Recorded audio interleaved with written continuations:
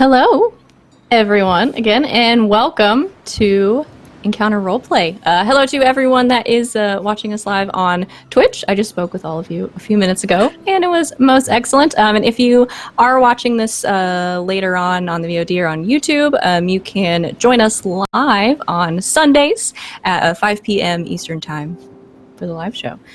So today we are playing episode 1, our very first session of Apocalypse When. This is an Apocalypse World game, one of the Powered by the Apocalypse games based off of that system that I am going to be running, and I'm very excited to introduce everyone to you. But really quickly, before we start, I want to roll through this and remind everyone who we are sponsored by on Encounter Roleplay. So, first up, we are sponsored by Fantasy Grounds, our virtual tabletop of choice. So all of the roles and everything that you see being done today is using Fantasy Grounds, which you can try for free at fantasygrounds.com. It's a really cool program, really cool system. It's got a lot of great stuff for all of you DMs and GMs out there and your players. So check it out, fantasygrounds.com. Let's see. If you like miniatures, which who doesn't? I have so many. But if I wanted more, I would go to whalinggames.co.uk. It is a place that has a huge range of D&D, Warhammer, and 40k minis. So check it out if you need minis, if you want minis, if you don't really need them, but you know you want them. Let's see. In addition to that, check out our sponsor, Tabletop Loot. They sell dice, lots of incredible dice over at Tabletop Loot, and we hit 20 retweets on this tweet that has been thrown into the chat. We're going to give away a set of dice. So retweet the tweet and get you some, because who doesn't need more dice? No, I probably really don't, but but I will get some. And then there are also lots of different ways that you can interact with our game today. You can donate to Encounter Roleplay, and we have this great, all this great fun stuff that you can do if you donate to the channel. You can give our players a critical fail, a critical success, lots of other different fun things. So we'll pop that in the chat for you, and please do. So you can mess with all of these lovely people that are in here in the game with me. And then finally, hopefully, we'll have a lot of fun today. I think we're going to. So if there is a moment that happens during the show that you love, please clip it for us on Twitch, because we want to see them. I want to see the moments that you guys love, because usually when that happens to me, it's just embarrassing things that I have done, and I love to go back and watch myself embarrassing myself. But that is that. So what we are going to do first up is going to let everybody introduce themselves and talk a little bit about the characters they are going to be playing. So I'm Savvy. I'm the MC for this game, the Master of Ceremonies, which is the equivalent of your Dungeon Master D&D, or your Game Master of most other things. And I am going to be running the show. So welcome to my dungeon. Yes, be afraid. That's scary. All right, and I'm going to let's go around and have everybody introduce themselves. I'll start. Rob is right next to me. Rob, talk to the people. Hi, hello. My name's Rob, or Bonus Stage Rob. I stream on Twitch at twitch.tv/bonus_stage_Rob, and instead of doing that right now, I am Verulo Venucci of the Italian Renaissance. I was a apprentice. At the time I was picked up, I was an apprentice to Francesco Melzi, who's the apprentice of Leonardo da Vinci. So, like, kind of by association, I know da Vinci. It's a thing. I know a guy. I know people. He's Da Vinci. Yeah, exactly. I'm 7 degrees from Leonardo da Vinci. He's a little fellow. He's got a slight build. He's very bookish. He's in early 20s. And he is the angel or healer of the group. So yeah, I'm very excited to, hopefully not break time. Ideally speaking. Big goals everyone has. I'm LB Hackabuff. Call me LB. I'll be playing Maggie today. She is the hocus from the late Victorian era. She's Irish, and I'll do my best with the accents. Apologies if it's terrible. But she has been living in England for a long time, so if a little bit of English comes in there, that's why. There's not a lot that's really known about her other than she's a widow for a couple years now. She's from the East End of London. Yeah, that's pretty much it. Down to me? Sure. Do it. I'm Greybeard of Greybeard's Tavern, and I'll be the gun lugger today. Sergeant Traeger. He's kind of a Jekyll Hyde character. He's from the future, and he's been sent by an organization to collect these people and try to fix time. Though he's not that bright, he's just here to keep them alive so they can figure things out. He's trying his best. He's just living his best life. He really is. Yeah. He's glad to not be alone jumping through time anymore. That's the big thing for him. There you go. Friendship. That's nice. I have to take these off. I'm sorry. Okay. Hello. I'm Creepsid.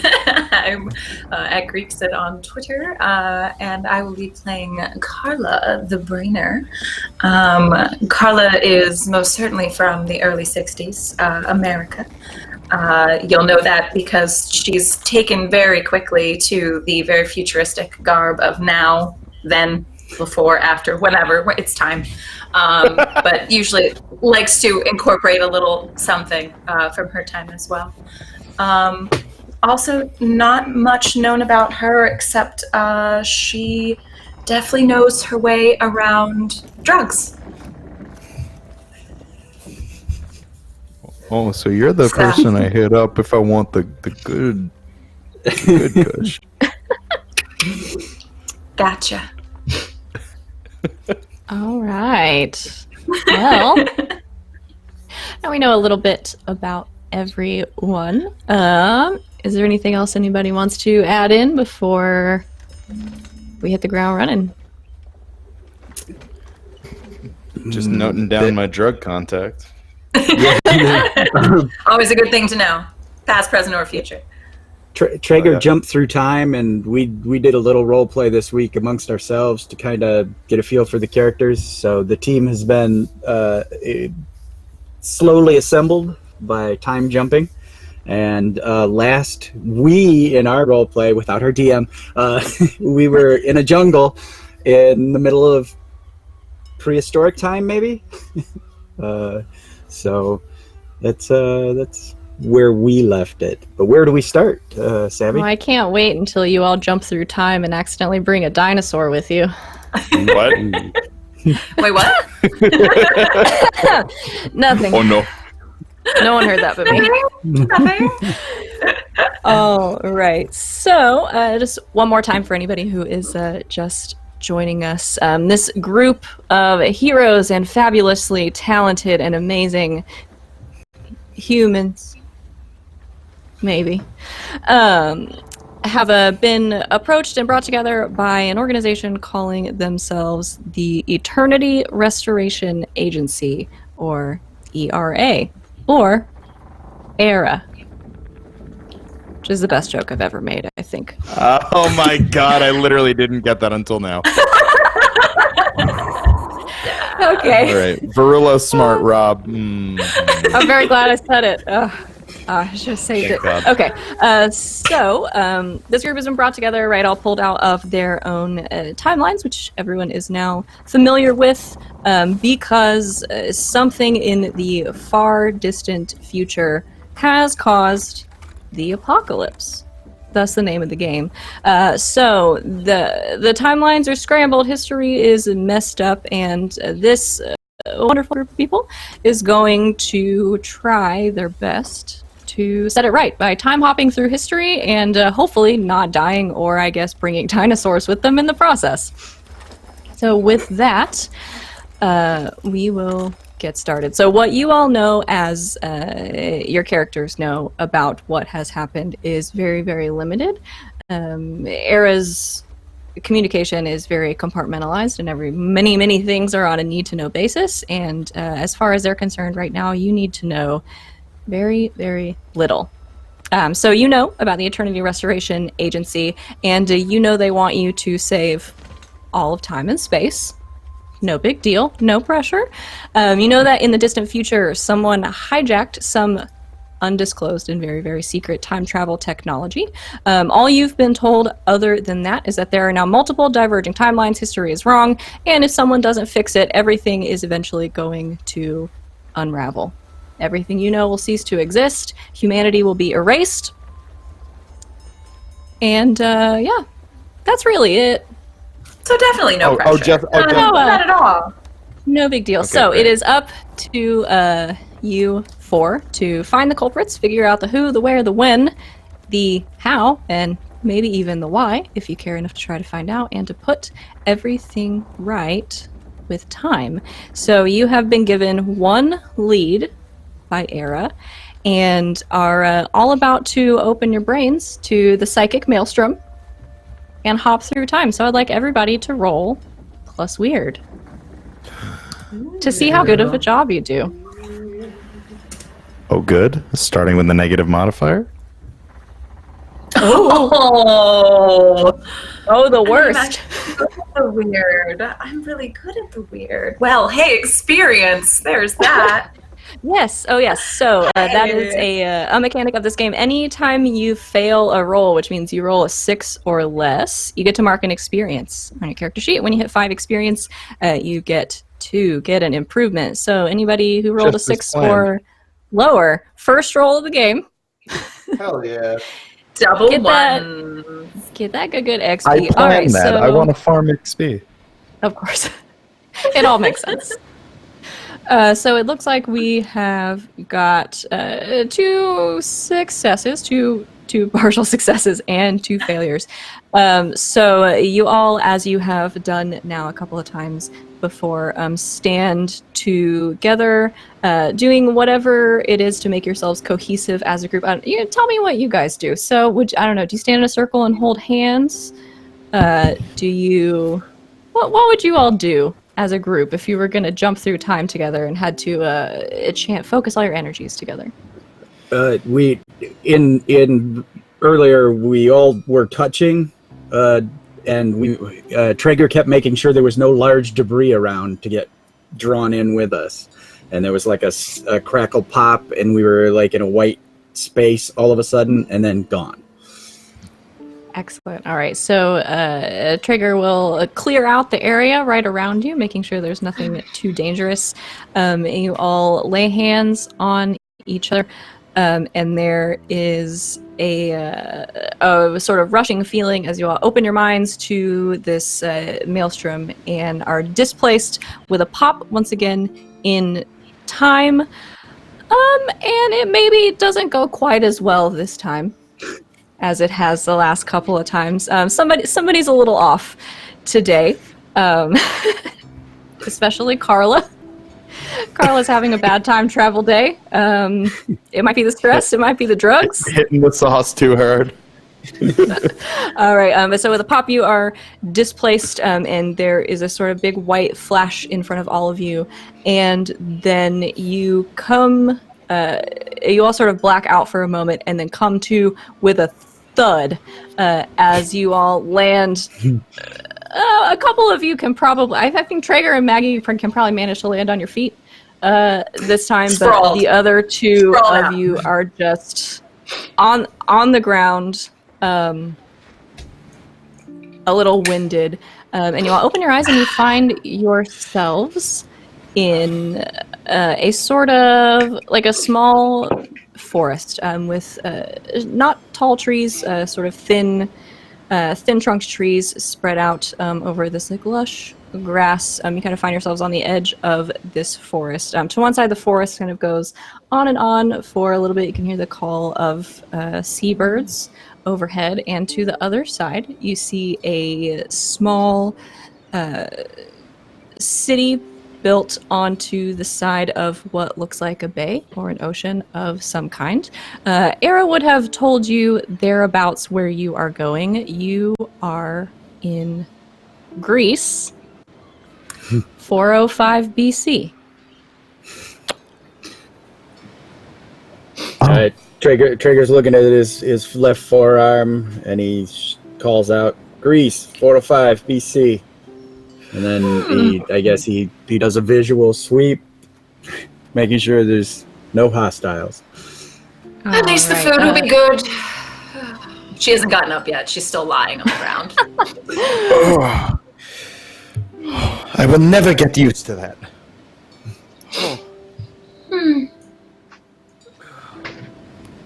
Should we be dealing with our outfits at this point?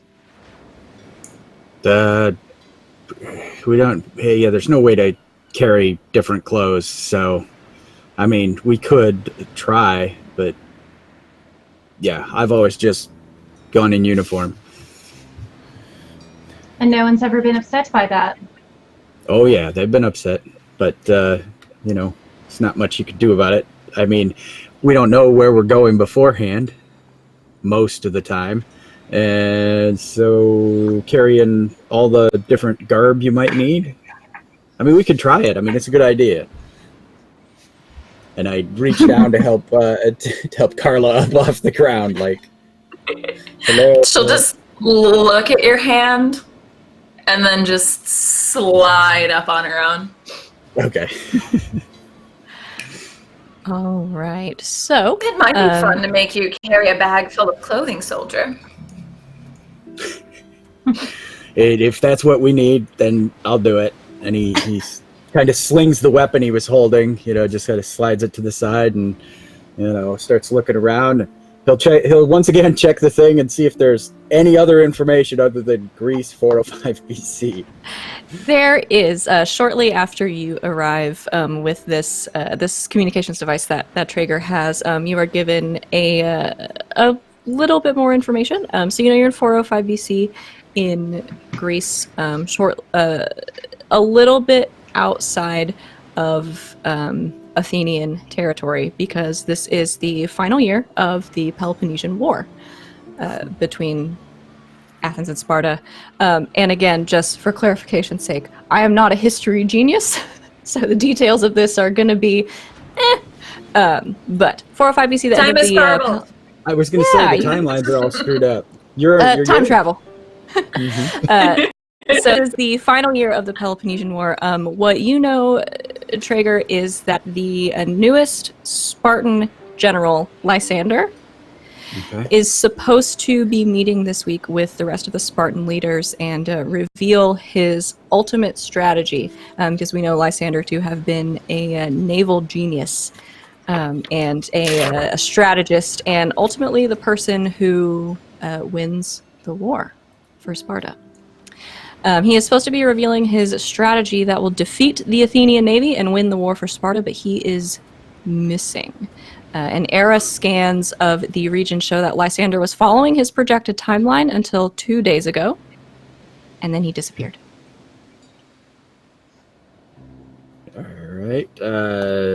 Traeger relays that information that we're searching for Admiral Lysander. He disappeared time-wise 2 days ago, and it's up to us to get him back on track, or the Peloponnesian War will be lost. Well, maybe he just needed to fuck off for a while, get laid, and he'll come back and he'll be fine. Let's help him along then. Let's assume he has more couth than that. If you've done any research about the Spartans, I think you'd find that they did. That's about as couth as they get. Mm-hmm. Where do you suggest we start, Captain or Sergeant? Well, town's that way, and he'll start walking.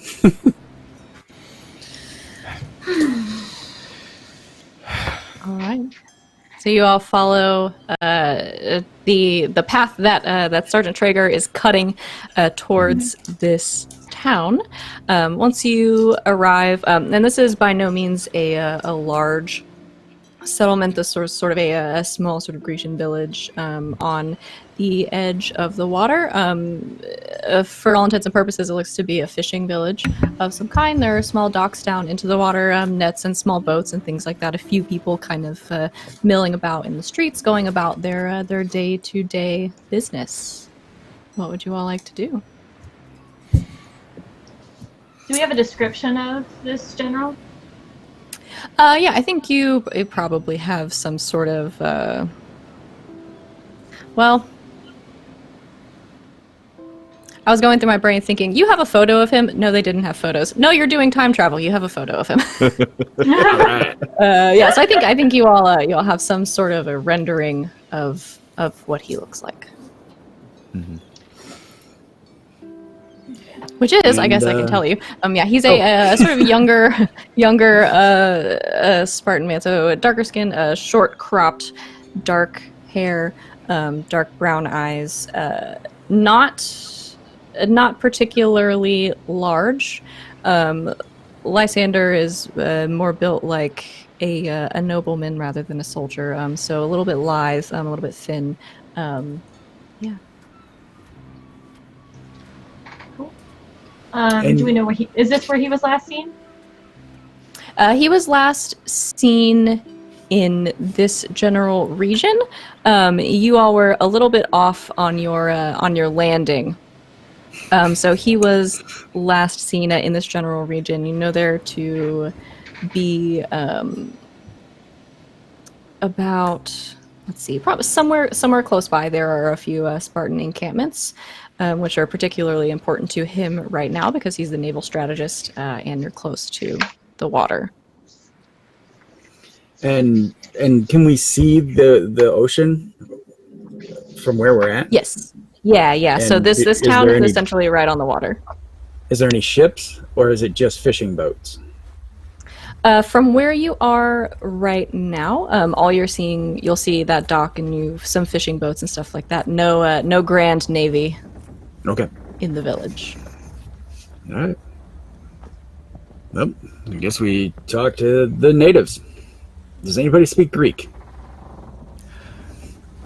Don't we all speak Greek with our translators? That I check with Era. Yes, so you will send a message out to Era, and after a moment, because you all have somebody describe for the stream the devices that you have. I guess what Traeger gave them to you. Is that remembering correctly? They're about a pence size, or a little bigger than a quarter, and they go behind your ear and they attach to you, and your body is energy powers them. They're short-range communicators, at least in my head. They're short-range communicators, so we can actually like tap it and talk to each other, like cell phones or whatnot. And then they had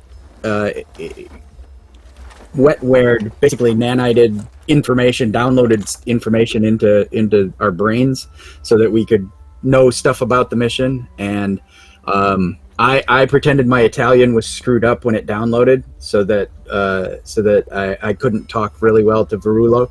So that's sort of where I put it that far. So whatever Era would download for us, I guess, is what we'd have. Yeah. So check in with Era and let them know you have arrived safely. No one's missing any limbs. No one was vaporized. If a little bit off target from where they think you were supposed to land, but so you will check in with them, let them know that you are here, and then after a moment, I think you all feel in this device that is behind your ear a little pinch, maybe a little tingle, as a little jolt of energy kind of runs through it, and maybe you can understand Greek now. I know Kung Say Fu. something. I know Greek. Why do I want Uzo? Right, we walk forward, and I speak in Greek, and I'm like, that come through? Everybody understand that? Yes, but are they supposed to hurt every time we use them? He It's puts kind of fun, actually. He puts a hand on Barullo and his shoulder, and he's like, "Sorry, bud. That's the way it is." Fine. Guess I don't have a choice. I feel like poor Varula's gonna have a hard time. I can give you something for the pain. home. Hey, in Traeger's head, I was like, "Well, you're a doctor. Give yourself something, bud." We could get you something for the pain if you'd like, darling.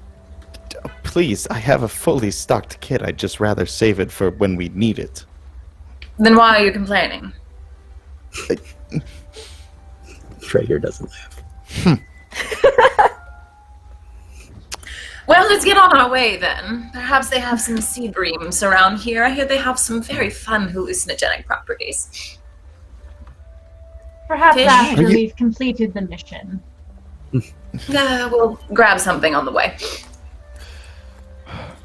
Traeger, do you think that we should be interrogating the locals, or do you have a plan of attack this time?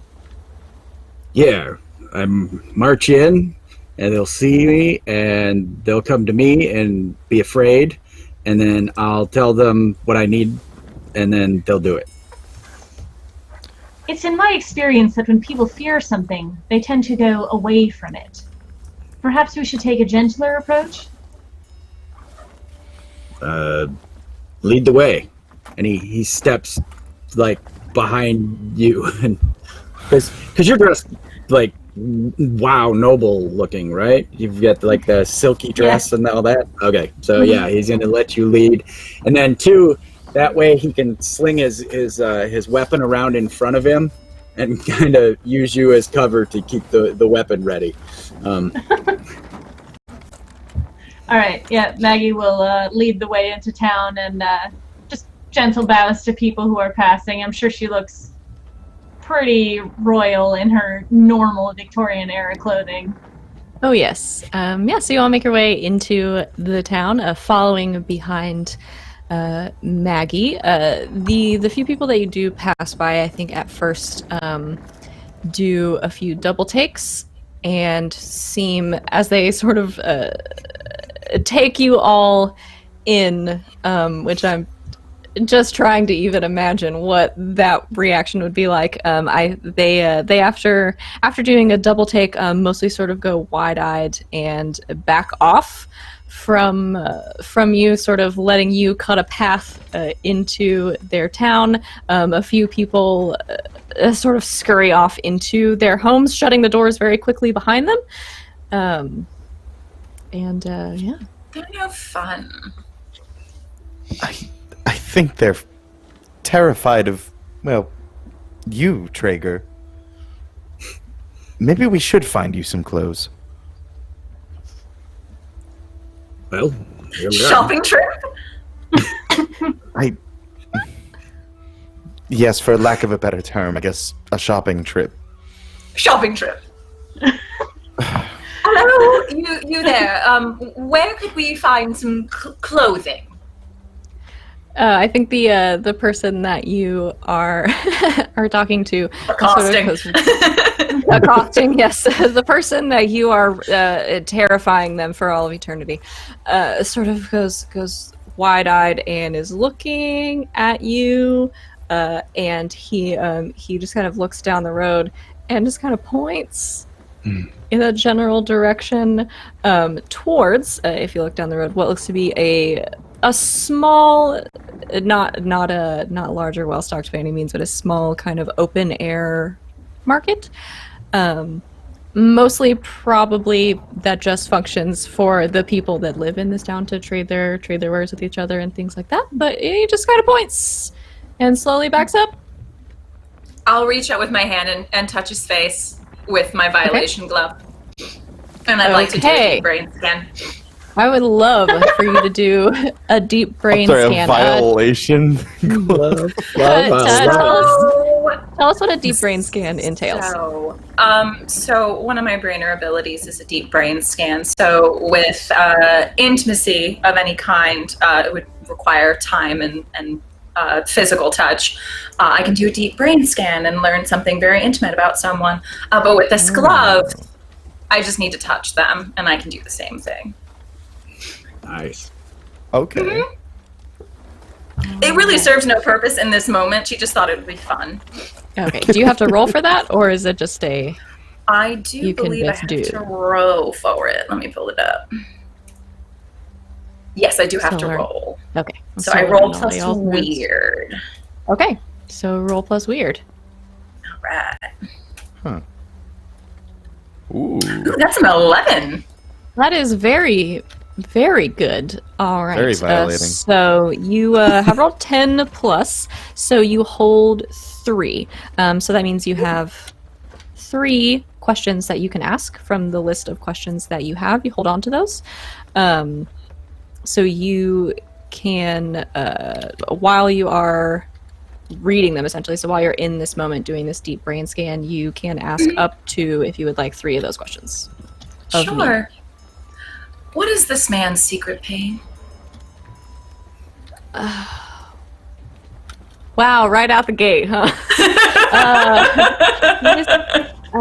This man's secret pain is that he is a fisherman. He's a relatively young man. He is a fisherman, but he is not a very good fisherman.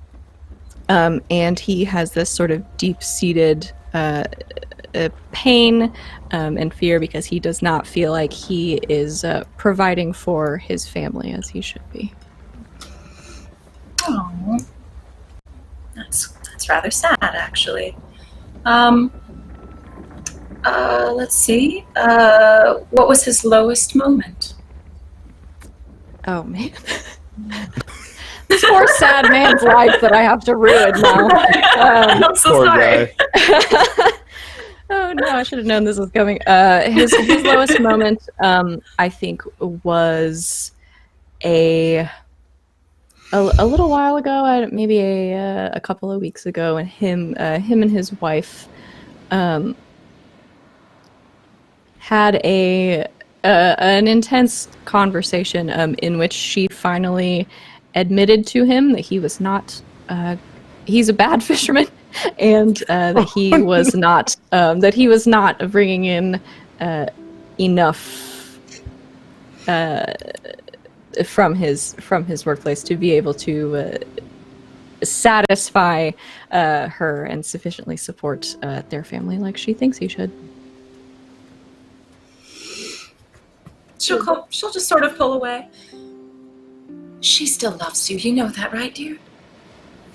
Thank you so much. All right, it's this way. Bye-bye. Bye. She'll start back toward the store. Okay. So as Carla sort of withdraws from this man who I think how traumatic do you think a deep brain scan is for the people you do it to? Do you think they realize what's happening? Do we want to say if like the roll goes well, they don't really know, but like maybe if I botch it, it's not it's bad. It's more invasive and because I think on a failure they take a harm actually. Mm-hmm. Do they? I think so. Yes. Oh my gosh. Mind flayer. Oh my gosh, they do. Yes, on a failure, I inflict 1 harm. Okay, Oh, yeah, well, yeah, that's let's great. go with that. Yeah, so and I Carla knows this. She knows going in that Holy shit. this could go very bad. But yeah, so he's fine. I think maybe a little disoriented. And as Carla walks off, the rest of you kind of see this man just sort of like blink pretty hard a couple of times, and then he looks like he's thinking for a moment, and he also turns around and sort of starts walking another way. Maybe going home to talk to his wife. I don't know. Maybe.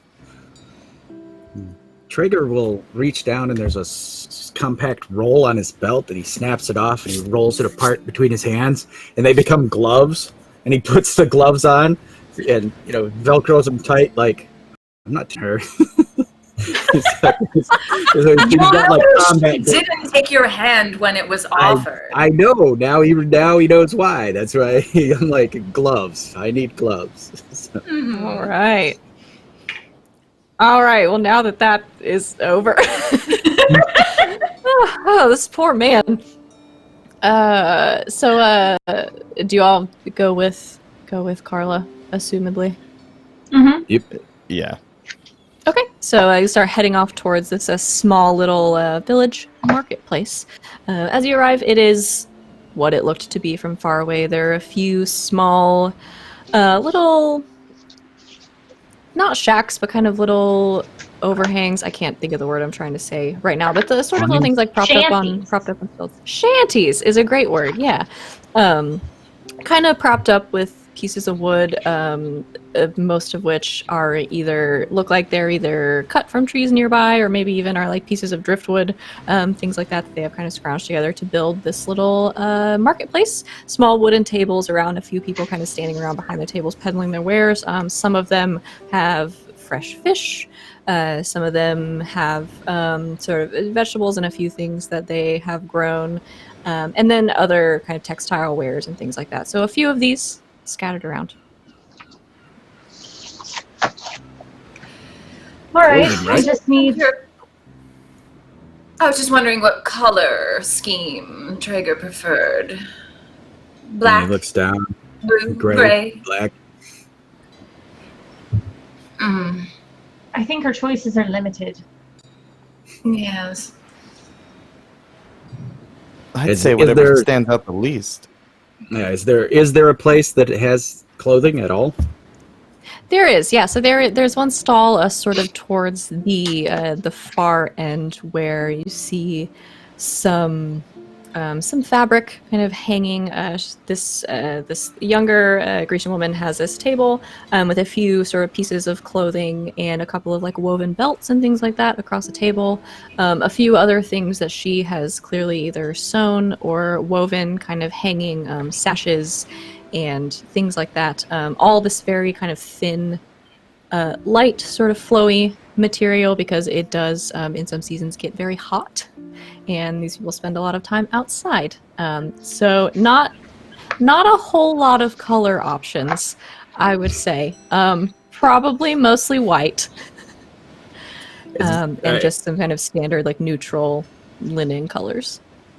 And I'll Traeger, I guess, will say something to the person like, "Do you have a 3X Well, tunic? Shirt? You know." she's sort of looking at you in terror, and she's, I don't know what that means. The biggest. He's very big. Yes. And she, looking sort of terrified, goes to a basket that is behind the table and kind of searching through it kind of frantically, pulls out a kind of white linen tunic, which she kind of hands to you as indicating that this is the biggest one that she has. And she just kind of sets it. She doesn't even really hand it to you. She just kind of sets it on the edge of the table, just like for you to pick up. All right, I'll sort of size it up. Do I think probably it'll work. fit? Yeah, All right. yeah, it'll probably work. Pull it on over my gear and stuff. Okay. My guns are still accessible, even if I have to like tear it in a spot or something, so I can reach in and grab what I need. And, Yeah, I think it's it kind of flows and goes where you can kind of move around. How much gear is Traeger wearing before the tunic that the tunic is Probably- going over? It's lightweight body armor, because he can take off like the pack and the other accoutrement if he needs to, the slings and stuff. So it's probably not that. Other than he's just big. It's not a lot of stuff. Other than like the belt pouches and stuff. Obviously he can't get to, so he's just gonna not worry about that for now. Okay. That was mostly just for my own mental image. Yeah. Okay. So you have Put the a lovely, nice light tunic to wear. And then reach in, try to grab some jangle and see what we can trade. A hand handful of bits and bobs, maybe brass parts or steel or something or whatever. That'd be great. I just remembered that we forgot to highlight stats at the beginning of the game. Oh, I knew I was going to forget. That thing Heck. you reminded us to remind you. Yeah. oh no! No, I I remember forgot. Okay. halfway through the intro, and I was like, we'll do it later. That's fine. Man, I need to put myself like a big sticky note on my monitor or something to remember, because I definitely have it in my notes that I am definitely not looking at. So let's do that right now, and I'll retroactively apply XP. So yeah, quick timeout. So this is a thing that you're supposed to do at the beginning of every Apocalypse World session that we will do at the beginning of every session from now on. But so we will go around very quickly and do highlighted stats. So what that means for this game specifically is that every game, every player will have 2 of their Apocalypse World stats highlighted, which one by the person that you have that has the highest history stat with your character, and then one by me. It is very fun. And every time you roll with those stats, you will get XP. So we'll go ahead and do that, and then we can retroactively apply XP. That's fine. So let's start with Verulo right now. So who has on your sheet? Who has the highest history with you? So Traeger currently has the highest history with me, so I would like to highlight his hard stat So this because will be he's just so for- dang hard. So this will be for the person who has the highest history with you is going to highlight one of your stats. Oh, I mixed that up. Okay. Oh, You're good. Okay. You're good. Okay. Which is So- one of the characters with the highest. Oh, it says for me, choose the character with the highest. Oh, and then they ask. Okay. Graybeard, what you thinking, buddy? So you can pick I- one of Verulo's stats to highlight. I so want to see Verulo use his hot stat. Oh golly. Okay. So yes, Verulo, you mark your hot, and I'll I'm have you know I'm going +1 to- hot, so thank you. I'm going to also highlight your weird stat for the day. Tight. So those are your Oh, two. so does that mean I highlighted. retroactively get a experience for the time Yeah. jump? So we'll go ahead and add that for the time jump. Thanks, Jim. It's never gonna happen again. Don't get used to it. I know. All right. Maggie, who has the highest history? Barolo. Okay, so really you'll highlight one of That's a Maggie's highlight for me. stats. Maggie, that's gonna have to be your hot stat. Okay. Highlighted All right, indeed. then. I'm also gonna highlight Maggie's weird. I think I'm just gonna highlight all of your weirds because I think that's funny. So do you all just Everybody. This is fair because I'm disrupting the whole game. Just remembering to do this now, so I'll highlight everybody's weird, and everybody can have an XP for the time jump. I do have a question. It says at the beginning of the session I need to do something for my fortune. Mm-hmm. It says I need to roll something. Roll plus fortune. And Should I do that now? Yeah, we can go ahead and do that now as well. Yeah. Okay, so I'm going to do And that. that is for what your We're followers have. Is that learning. right? Yeah, my fortune. Yeah, Yeah. the move is called fortune. Learning is fundamental, everyone. Yeah. It is. Yeah. Like I said, On a fast and similar loose with the rules. They have a surplus, but choose one want. Reading Rainbow. Okay. And those are. You have every prop. Take a look in a book. Chitlins, calm down. Y'all are good. All right, so those are listed somewhere I'll find within this book. But yeah, so what the Hocus rolls were at the beginning of every session, we'll get this down. You guys don't even worry. They have a surplus, but choose one want because it's a partial success. So just let me know once you choose those. I will let you know when I find them. They happen to be. Let's do Carla. Trigger is also my highest history. Oh. Let's You're the brainer? Mm-hmm. Hard. Okay. Let's Hard see. it is. Wild card. And then you're weird for me, and then Trigger. Highest is, I'm going to get the pointing wrong, but Carla. Oh. Let's say you're cool. All right. Oh. Cool. All right, so we'll remember to do that at the beginning next time. Yeah, definitely gonna put myself a note or something for that. Okay, so now that I have disrupted everything that you all were doing. All right, Traeger was just changing during that whole exchange. It, That's right. took a little Okay. bit. Yeah. Stuck. All right, so Traeger has got his tunic going on. The rest of you, are you looking for anything specific, or just something that will get the job done, as it were? Bro, I think perhaps you should be approaching people since you are the least eccentric of the rest of us. I was going to say frightening. That was much more diplomatic. Okay. Yeah.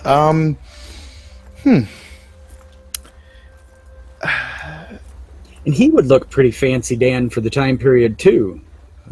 Just by, the lifestyle he was living at that time period, so... Oh, for sure. Don't worry, Would darling. you like You'll I fit can right accompany in. you? Sure. Yes, if you don't mind. She I'm a offers little her out hand. of sorts. Oh, thank you.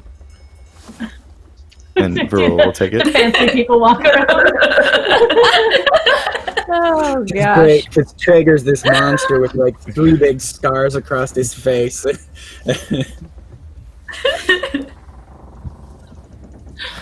And so... Oh, sorry, go ahead. I was just going to say, I would suggest we approach the least scared-looking person we can find. Okay. Yes, that would probably be best. So somebody that didn't see him. Okay. I was gonna have you roll for it, but I don't think that's really necessary. I'm not gonna make you guys roll for stuff if I don't think you can fail it. You can find a human easily enough. So there is walking around the market a woman who has been, I guess, sort of watching you all, sort of carefully. I mean, doesn't necessarily look brave by any means, but that she has not just run and hid from you all, who has been eyeing you. So you approach her, the two of you, Verlo and Maggie. Yeah, and just one thing, kind of out of character, real quick. If I'm understanding correctly, are we on this? Are we in a city that is on the same side as Lysander, or the opposite side? Oh, Of the meaning war. what, Athens or Sparta? Okay. Yeah. Yeah, you I are thought the currently Spartans were the other side. you are currently in Sparta, and Okay. and Lysander is a Spartan general. Yeah. Okay. Cool. Home team. Home Yeah. team. Home team. Feels good. We'll get you guys a bunch of Sparta jerseys at the Hell yeah! the Academy's awards. So what you're saying is this is in fact Sparta. Yes, it is. This is the one time. The one time you get one. You get one. I get one. I know. I had to get it out of my system. I'm I sorry. can't believe it took this long for it to come up, to be honest. Frankly, I was trying to hold it back, but I lasted an hour. So You, Well Nice. done. so Verullo will go up to this woman and say, "I'm excuse me. I'm sure we look quite the sight right now, but I'm actually looking for a friend of mine, younger gentleman, shorter hair, dark eyes. little bit thinner. Is he? His name's Lysander. I was hoping to meet up with him for a meal.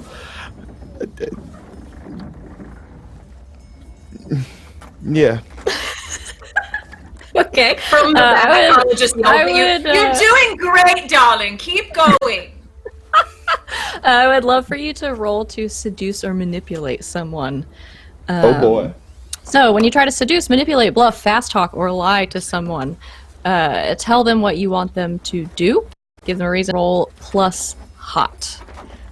So, roll for me plus hot.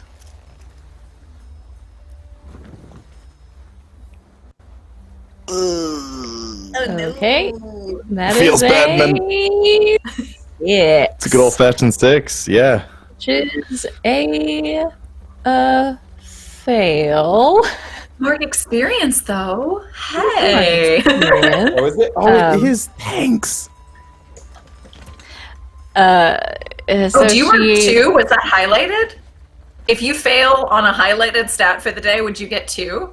Yes, What? Nice. I think. Oh, wow. Yeah, Is because you that- get it for rolling that stat. Because you get it for Yeah, a they roll pass or fail. and you get a Yeah. fail. And for a failure. Fail. So yeah, you guys are kind of racking them up today, huh? told my mom being a failure in life was the way to go. All right. So doesn't go great for Rulo. I think she senses your uncertainty, and is kind of looking at you a little more sternly maybe than she was before, and says, "Listen, you might not be from here, but I know when people lie to me."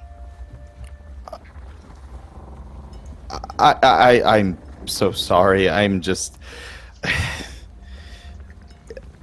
I don't do well around beautiful women. Good save! I'm right here. I didn't say I was doing well around you either. Your friends, they are not helping you.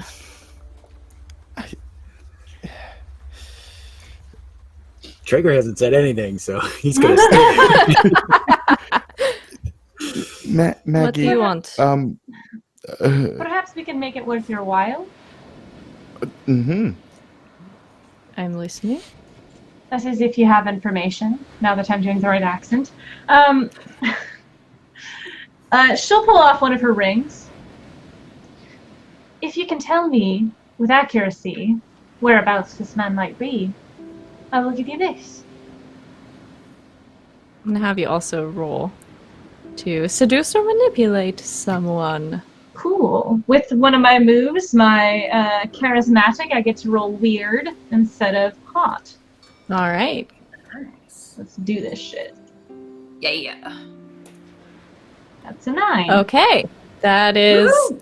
a very much a success. So on a 7 to 9, they go along with you, but they need some concrete assurance. I think you are literally handing her concrete assurance in the form of something that looks very valuable.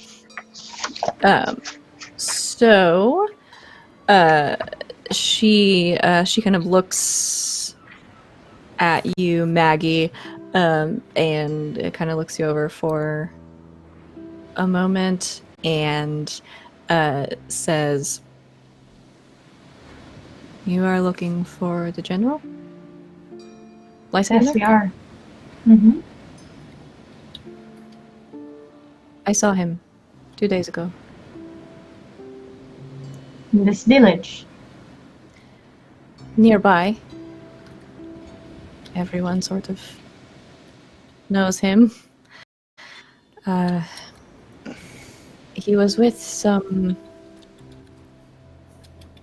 people I do not recognize, not in uniforms, not soldiers, men in masks and robes. What color masks were they wearing? They were like gold leaf.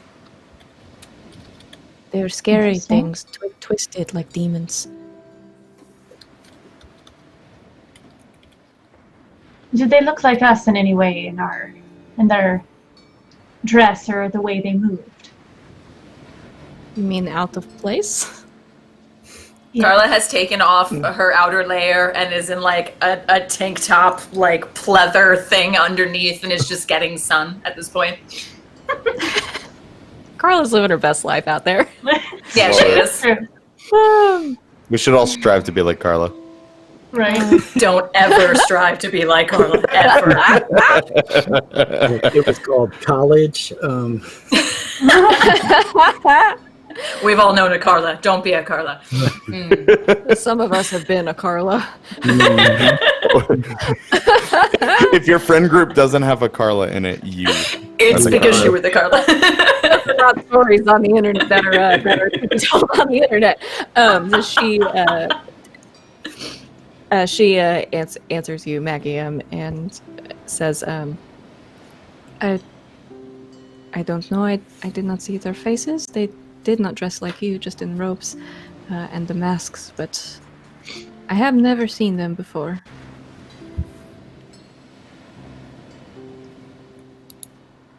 Well, I appreciate your canon, and I hope that this treats you well. And she hands it over. Okay, she takes it and kind of stows it away in a pouch on her belt. Thank Now, you. if you wouldn't mind pointing us in the actual direction instead of just close, that should be preferred. I imagine they went towards the fort. There is a fort just across the border, where it becomes no longer Sparta.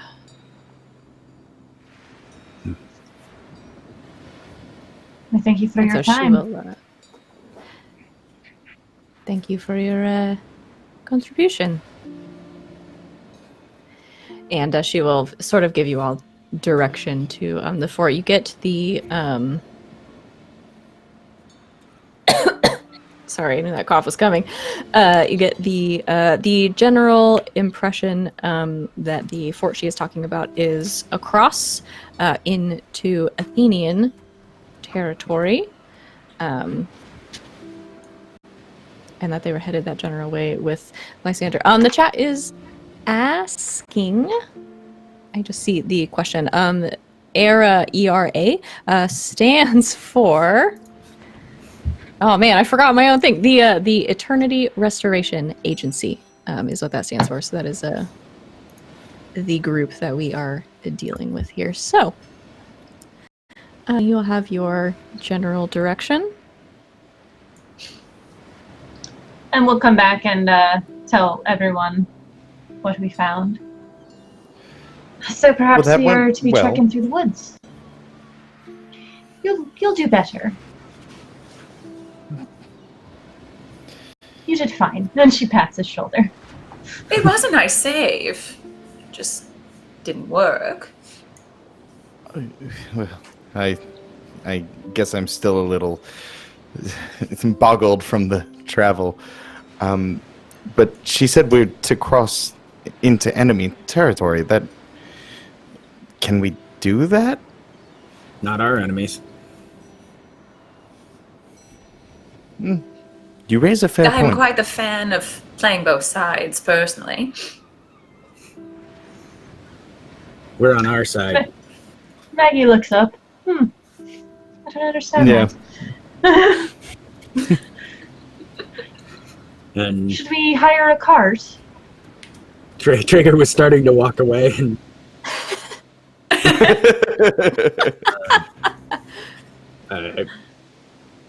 sure.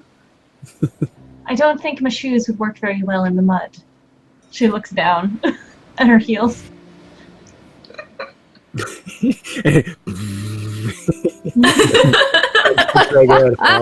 But he's just like blank faced, like something. She'll say something else. Traeger, why don't you get us a cart with a horse? Got it. And he moves quickly away. All right, so we said Sweet child. so So you send Traeger away into the town. It is fairly easy for you to pay somebody to let them lend you a cart and a horse.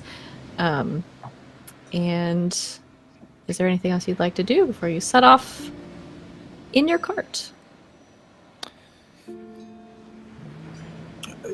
I'm assuming we have like some protein bars and water pouches and that kind of stuff in Some a pack. snacks. Yeah. Do you think Traeger packed snacks for everyone? Oh, Not anything nummy. Well, fella. Not anything nummy. Some future MREs and some like Capri Sun water pouches. You know. I love it. Yes, you definitely have that. Okay.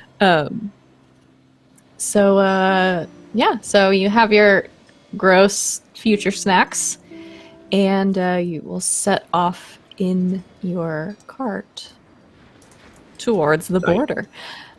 So you travel for a while, probably most of the day. I think the sun is starting to go down as you get close to the Athenian border. Would you like to continue to travel through the night? I mean, if we can see, then nobody's too tired. And besides, we're in a cart. They can sleep. All right. It's sweet that you think that I'm going to actually sleep in a cart. I've slept worse. It's, I've not. it's that or the trees. I'm fine with staying awake, thank you. These gold masks, Maggie. Have you heard anything? Anyone sound familiar? Is there a roll I can make for this? Let's see.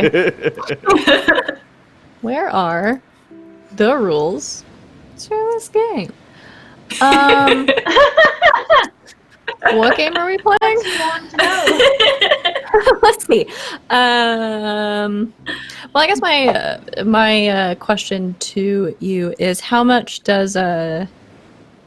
do you think Maggie has read about or sort of studied about other groups throughout history like her own? I think that Maggie, before she found her patron, she did a lot of research as far as like different spooky things or occult, like oh, that sounds stupid, or like, so I think she's done quite a bit. Obviously, Victorian era, there's a lot of time on people's hands, so that's pretty much how she spent her time when she was supposed to be taking care of her house, but they had servants. Like, it didn't make any sense. That makes sense. Yeah. Let's just go ahead and roll plus sharp. Okay.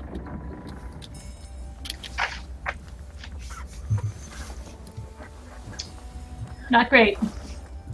Not great. Not great, Bob. Experience. Guys, we're gonna level up in the next hour. It's gonna be great.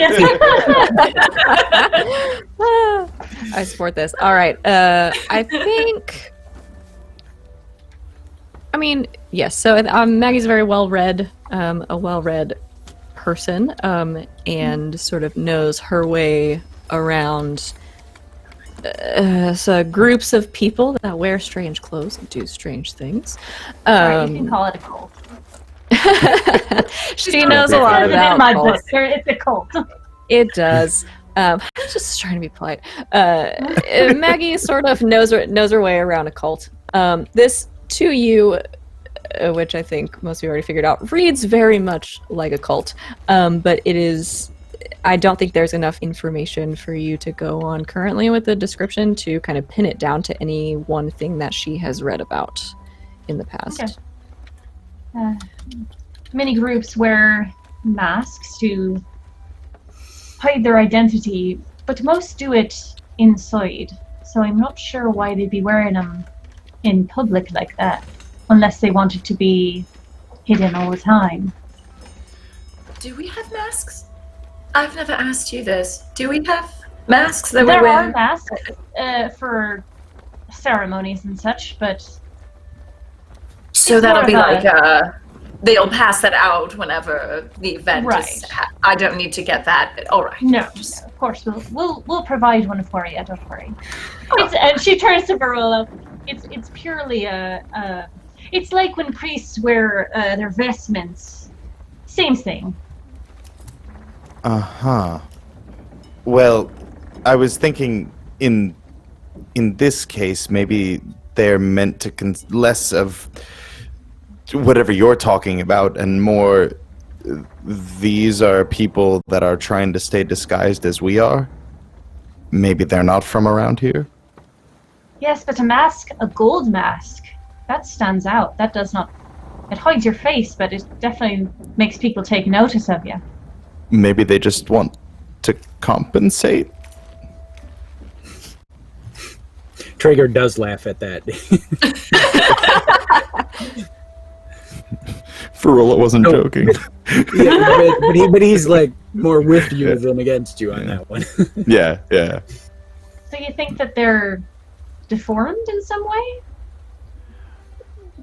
I'm thinking more in terms of the people that directly meddled in this timeline. Right? I mean, Lysander disappeared. I don't think these gold mask people are supposed to happen in time. I'm starting to I get a agree headache. with you. It's all right.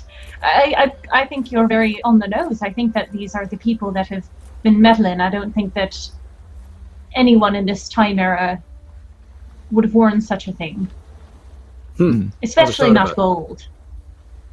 Never thought about time bandits. I Well, there mean, was a time machine that was stolen. They. Am I the only one that reads the So are memos? we the time? You're the only one who remembers. Carla, I think No. it's a little bit of both. Oh. Are we the bad guys? But we're the good bandits. We're trying to fix time, Carla. We fix. Right. And as we continue on into the night. Okay. Do we know how far this camp is? If you continue on by cart, you will probably make it there just before dawn. If you keep traveling at the current pace that you are at. I'm down. Carla will clock out at some point, and you can wake her when you're ready. All right. So Carla takes a nap in the back seat, and you go on. Who's driving? See, I cart. got the cart, but I. Everyone is shaking their head no at I you. guess Traeger is trying to drive a cart. I suppose Carla could be driving Okay. the car. She'll fall asleep, but Yeah, well, that's what I'm saying. Traeger would be the one who pulled up in the cart. So if nobody was like, "Do you know how to drive a cart?" Or they just piled in, then he would just keep driving. Okay. I can much ride expe- shotgun with him though. Okay. How much experience does Traeger have with horses? Oh, yeah, not. Yeah, he's probably never seen a live one until he started time jumping. So Makes sense. They eat horses in the future. Oh, no. How if there dare were, you. I Oh no! doubt there were any left by the time I was born. I don't think I'm going to make you roll anything. I just want to know how Okay. awkward it is. It's awkward. Good he, journey. he swings the things like he saw the guy do when he brought it out, and if the horse doesn't move, then he just puts his boot to the horse's butt. You know. Do they still have like Western movies in the far I- future? I would imagine that's the data is data. I imagine he's seen a lot, but it's the practical application that no one probably has. Okay. I just really loved and wanted to share this visual of that I had with everyone of Traeger pretending to be a cowboy like in the movies. I have a hat All right. right over there. Wonderful. All right. So we Yeehaw. moved through with Traeger sort of awkwardly trying to drive this car. So Carla, especially in the back, since you're trying to sleep, probably are jostled quite a bit more than you would like to be. But ultimately, nothing goes terribly awry as you make it across throughout most of the night, and just before dawn, you have crossed over into what you know to be the beginnings of Athenian territory. So you're making your way looking for this fort, and as you come over on the road that you're on, as you come over this hill, you kind of see in the distance a large fort-like, if you will, building that has been built up. It's a fort. But yeah, definitely fort-looking. As you come up, and you can kind of see in the distance guard patrols and things like that that are well outside the area where the fort is. So you're almost there. Question, DM. Mm-hmm. How do my followers work since we shifted what they physically are? Mm-hmm. Are they something that I could send ahead to scout out? Ooh. Sure. Okay. Yeah, I think so.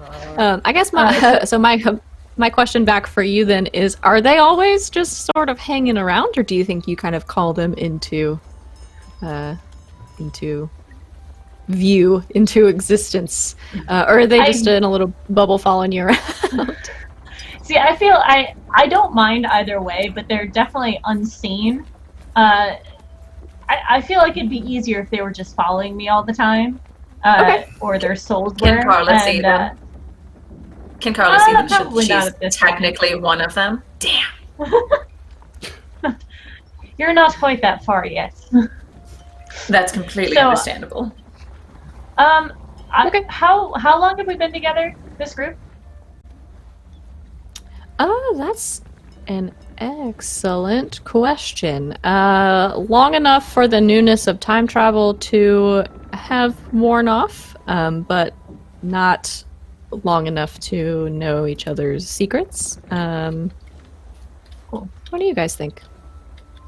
I would say probably somewhere along the lines of like this being our like second or third mission, maybe enough for a life to have been saved, and at least like in my history case, like I the feel history. like yeah, I like we're still new. Like maybe this is the highest stakes mission we've been on. At least that's what I'm thinking. Okay, so let's say a few weeks, I think, is probably enough time for you to know each other, kind of know how you work, and have done a couple of things together, but not so long that you're all just best pals. Cool. Yeah, so a few weeks. So, Maggie will tell them to stop the cart, and then she'll, after we park, she'll get out the back and grab Carla. And, darling, there's something I'd like to show you. Oh, yes, fun. So I've told you the other followers from my time. Yeah. Yes. I have not told you that after their passing, they have given themselves, in a way, to my use. This is not something that is required, but it is something that they have decided to do. And then she'll, her eyes will start, like, flickering in the moonlight, the green kind of swirling a little bit, and behind you, as if in Lord of the Rings, you see these, or behind me, you see these, like, skeleton, ghostly, Victorian-looking bodies. I am awake right now, right? Yes, and I don't think that you've taken any mind-altering things. Not yet. Well, all right then. What do they do exactly? Pretty much anything I ask. And then she turns around to them and, if you don't mind going to take a look, find us a spot where we can get in. If you don't mind. She'll smile at them and they'll fade out and do as they wish, I guess. Okay. I don't know that you have to roll anything to tell them to do things. I think they probably just do them, right? Well, yes, they don't really have a free will anymore, so. They're kind of like... rolling possibility ended at pledging their immortal soul to Yeah, that's what I was thinking. I don't know that there's a whole lot that could go wrong there. All right, yeah. So these skeletal beings that you are seeing, Carla, behind Maggie, sort of fade out and scatter. Is there anything you would like to do while they are gone? Or just wait for them Not to come me. back? Okay. Does Carla All have right, anything she wants to do? Are there any questions you be having about this? It's not required, per se. Of course not. They all did it willingly? Of course.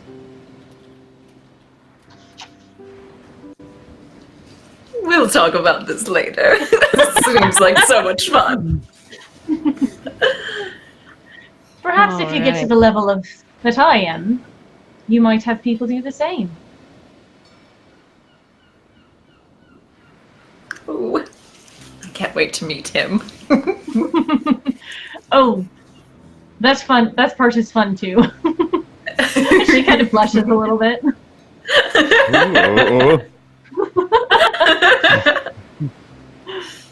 Yeah, that's it. All right. So for the next few minutes or so, you all wait. Some of you with little to no explanation for what is happening and what you're waiting on. But after a few minutes, Maggie, I think your followers return to you. Having followed the command to find a way in and have a couple of options for you. Do they just talk to you, do you think? Or how do you communicate I will leave with that them? up to you, how you want them to communicate. All right. So I'm imagining they don't speak necessarily. Any of them that have information for you will, I was going to say, sort of reach out and touch you. They're kind of ghosties, but sort of touch me. Sorry. will sort of present themselves to you, and I think you have this almost sort of psychic bond with them to be able to see maybe flashes of what they have seen or what they sort of think is important for you to know. So they will give you bits and pieces of information that way. One of them has shown you the front gate of the fort, which is very heavily guarded, as it is the front gate of a fort. But that way, a rear gate as well, which is over by the water, on the side of the fort that is near the water. And then one of them has picked out on one side of the fort where there is not a gate, a sort of grate that maybe could be removed, where it looks like water is flowing out of the fort. Alright, she'll go up to Traeger. Sergeant. Yep. We found a way in. All right. Where at? There's a grate that leads out into I wouldn't call it a sewer, it's more of a river. All right. We gotta go underwater. Do we have to go underwater? No, I think it's a shallow sort of stream. It looks like they probably, from what you can tell from the way the water is flowing, they probably built the fort in this area, and there was a stream in the area where they wanted to build, so just sort of built around it, and that gives a place for the water to kind of continue its flow out towards the ocean. No, not underwater. It'll be more like knee-high in a stream. All right. Well, let's ditch the cart and go on in. Unless you guys somehow want to approach the gate and talk to people. For love. I would love for you all to approach the gate and talk to people.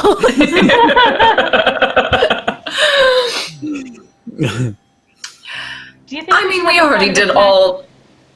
We already did all that reconnaissance. I mean, this seems like a covert mission.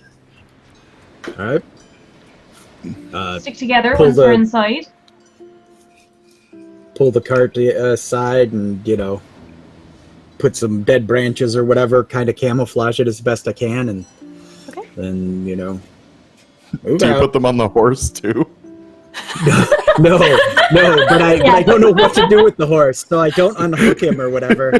He's just sort of standing there, like, able to eat some grass right where he's at. So, but I imagine I put, Maggie may tie it up. See? There, okay, so you know. All right, and then I'll shove a stick or two under the wheels, like chalk, to keep the wagon from going anywhere. But All right. move out, folks. And Traeger will lead towards where Maggie told us.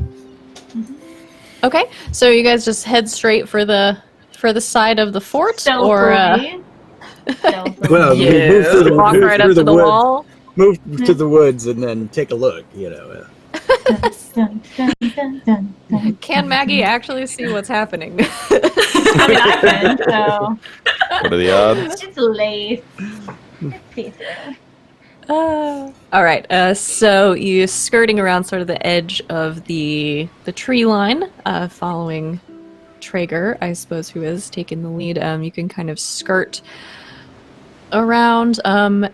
At this point, I think you are covered by trees and still far enough away that no one will see you, so you can kind of follow, moving as quickly and quietly as the four of you can through the edge of the woods, skirting around until you see the grate in the side of the fort that Maggie has mentioned to you. It is a ways off, and it is over sort of open ground, with not a whole lot of cover between you and it.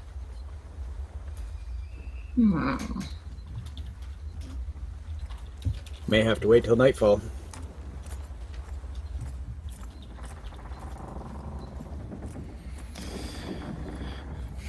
Couldn't hear you, Maggie.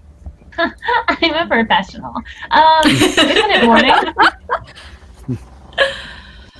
It is almost. It is nearing dawn. So you still have a little bit of sort of darkness. The sun is starting to come up, so you're starting to see a little kind of pink and orange in the sky on the horizon. It's still relatively dark. So we've had a bit of cover. Do I think we can make it? Do you think you can make it? I mean, I think I can make it. Let's see, Traeger, you're sort of heading this up. I would like you to roll to let's roll to read a sitch, which is plus sharp. That allows you to, if you succeed, ask some questions off that list, but if those are not sort of what you're looking for, I can give you some different information. All right, chuck some dice. Oh, okay. Okay. Well, We're mark clear. XP. Move out. All right. Let's see. I think you think you can make it. Oh, brother. Lock and load, people. 2 by 2, let's go. And then he realizes no one understands that. And he's like, Carla, up front. Maggie, Verlo, If you insist. give us a 5 count and then follow. And we'll move out. Okay, so you move out and you start sort of moving. How are you moving? Are you moving low and slow? Are you just running for it? Traeger's now I'm just like imagining doing he's that. sprinting across the field. Yeah, no, Traeger's, got the fire or the weapon out and he's like, slow crouch moving along, but I have no idea what Carla's doing, so. I would love to know what Carla's doing. She very reluctantly goes down on like hands and knees and is just like, ugh. Okay.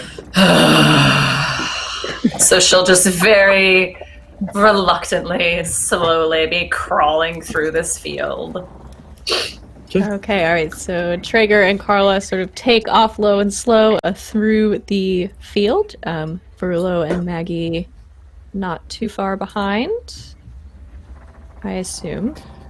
Yeah, Verullo just kind of clutches his satchel to him and just tries his best to not drop anything, but also stay stealthy. He's trying. All right. Maggie puts her veil down and walks.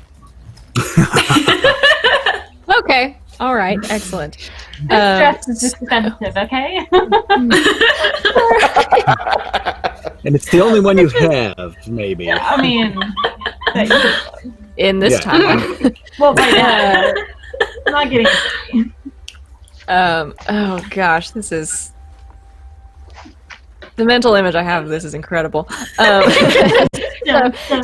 Carla and Traeger ahead. Traeger very, very professionally and well trained, moving through the grass. Carla sort of crawling along near him, and then a little bit behind. Stops for smoke breaks. Just little. So Maggie and Verullo, from a little bit off every once in a while, you just see like this puff of smoke kind of come up from the grass. Knowing where Carla is at all times, making it through Verullo, making more noise than Traeger would like, I'm sure. And Maggie, like an angel of death in her veil, just walking through the grass. You make it most of the way there, and I think probably Traeger, because you are the one that is sort of trained for this situation. Here, some rustling in the grass off to the side, where you know none of your party should be, and starting to come around the corner of the fort, you see one sort of armored Athenian guardsman carrying a large pike, I think. And coming around the corner, it is still dark and he is still relatively far off, but he seems to be coming your way. At this point, Traeger thinks to himself, oh, why did I take armor piercing instead of silenced weapons? And he slowly draws out his machete and he looks back at Carla and he's like, shh, stay here. And then he starts creeping forward, like sniper crawl. Okay, so you start creeping towards the guardsman. If you can make it to him, what are you going to do? Traeger would not try to knock him out. He'd probably just kill him. Well, probably just kill him. He's in happy mode right now, so no, yeah, he would put the chokehold on him, lay him down and maybe zip tie him and gag him. Okay, so. Let us roll to do something. But if he spots me, he's gonna chuck a blade through his face. So. All right, I'm gonna have you roll to succor someone, to attack someone unsuspecting or helpless. Ask the MC if you could miss. I think it's dark and this could potentially go badly, so if you could, treat it as going aggro. So just that would be just a roll plus hard. All right. Okay, so mod. This and there. And chuck 'em. Oh, nope, it did a bad thing. It's doing a horrible thing. How do I stop the dice? There's too many dice. All right. The dice, they're out of control. Dice. Okay. Let's try it. It did it again. Okay, stop. One die. I believe in you. Right click, 2, and then left click. Throws the There dice. you There. go. Yay! All right, so Tiger rolls an 11. Because you succeed, they have no choice but to cave and do what you want, which I think in this moment is to fall unconscious. Carla, especially, I think you see Traeger sneaking off with his machete at the ready, just in case, but is able to get around the guardsman, put him in that chokehold, and there's a little bit of a struggle, but Traeger, clearly in the superior position in this moment, sort of takes him to the ground and makes his way back to you. Yeah, zip tie. No worse like for a gag, and head back. Okay, all right. So you got him, and then head back to Carla. Burlo and Maggie's sort of starting to catch up a little bit at this point. Not bad. And soldier. Thanks. all right, and you make it the rest of the way to the grate on the wall. Look. On the way, Verula will just check to see if the guy has a pulse still. Okay. He's still alive. He is. Okay. He's still alive. He's not dead. But he is gonna have a headache in the morning. For sure. Okay. And then he just kind of trots back up to the group. All right. So you're all standing around this grate. Yeah. Take a quick duck peek to see if there's guards by it. Okay. Obviously, there's no one outside. Looking inside, it's relatively dark. You see kind of a smaller point of light at the other end. You, from this angle, don't necessarily see anybody. It is just big enough where I think most of you can probably walk through hunched over. It's not necessarily a passage that is meant for people. So it looks to be no guards standing within the actual tunnel ahead of you. All right. Lead the way and pop up, kind of eyes first, and then whatever side's darkest, that's the way he'll kind of roll to, and then motion for the next person. Okay. All right. So one by one, you kind of make it through this tunnel. It's not a very long tunnel. You can kind of sidle along the wall through the water, trying, I assume, not to make a whole lot of splashing noises as you go along. But one by one, you make it through, and you come out inside in the what looks to be sort of a courtyard area in the center of this fort. So you come off in this grate is sort of near a corner in the wall. So. Or the tunnel, excuse me. So you will come out and sort of pop off against the wall to the right, where a shadow is coming over. The two walls kind of butt against each other, so you're standing in the corner. And you are inside this Athenian fort. So looking out into the courtyard, there are a few kind of smaller buildings here and there, maybe storage buildings or things like that. So it looks essentially as though like there is a set of thick kind of walls that make up a lot of the outside of this fort, the courtyard in the middle, and then some smaller buildings within it. So who's storage buildings, places, there are stables where there are horses tied up and eating and sleeping and that kind of thing. A few guards sort of patrolling around the area, and you can see several moving along the top of a couple of the walls as well.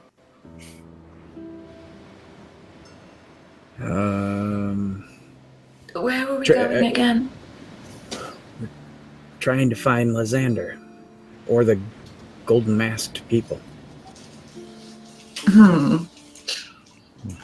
So, is there something that's obviously a barracks or an officer's quarters? Sure, like yeah. that? I think off to one side there is a building that is a little bit larger than the rest. That has a couple of guards sort of around it, positioning that could theoretically probably be a barracks, something like that, but nicer, and a little bit more maybe like sturdily built than the rest of the buildings that might just be for storage or things like that. So you could read that probably as a barracks. Okay. So at some point, including today, Maggie has said, "Oh, wait a minute," and then suddenly come up with information, right? Okay. Yes. So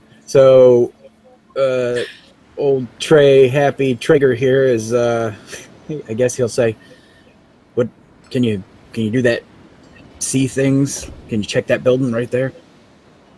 Or I If guess you'd he would do like. it real close to his body, so he's not stepping out of the Okay. shadow or whatever.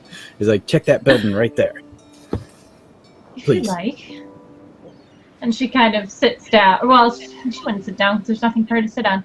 She just kind of stands there, and again, her eyes flicker the green, and she's going to ask one of her companions to.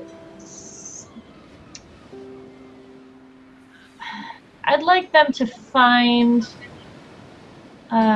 if there are any people in there that have golden masks or robes. Okay. So you send one of your followers off. Wait for a couple of minutes. They return to you, and they sort of stop close to you, and you feel that psychic connection that you have with them sort of reforge itself, and you get flashes of the inside of the building. It is a two-story building with two relatively short floors, several things scattered around. So weapon racks on the walls. On that second floor, several beds. They're sort of lined up on both sides. So definitely a place where soldiers and guards are staying. And then in one corner of the bottom floor, where your follower has entered, is a trapdoor leading down into an underground space. In that underground space, you don't get the impression that they saw any people walking around in robes or masks, but there are some cells down there, presumably that would hold people. And at the end of the row of cells, there is this sort of bright, glowing, sort of bluish light that I think probably your follower does not know what to make of. All right. In the building, the large one, there's a trapdoor that leads downstairs. It looks like a lot of the soldiers are asleep. But down there is a blue light that should not be of this time, I would think. That is what I would say. Asleep? I can work with a sleep. Traeger looks at you and kind of gives you the, all right. Well, if they have any pertinent information, it's usually when they're asleep. All right. And Traeger's starting to try to map the route of the guards and a way to get to that building. Okay. Let's see. Furlough's starting to consider if he's ever slept around Carla. Wouldn't you like to know? All right. So as this is happening, right, Traeger has been watching for a couple of minutes the paths of the guardsmen. No,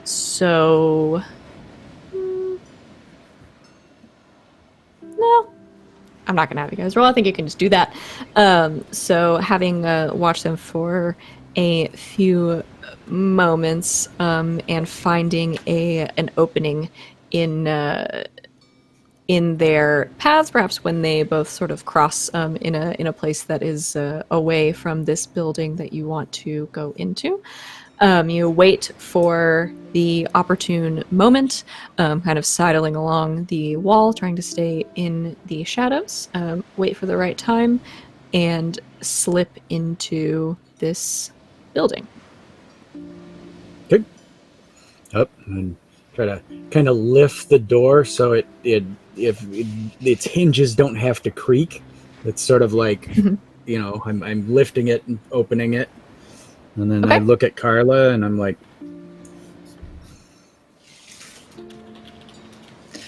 yeah, who looks vaguely important? Dressed better than the rest while sleeping. Are they dressed while they're sleeping? Ooh, are they dressed while they're sleeping? Minimally, I think. Also sounds like fun. does this thing have a camera?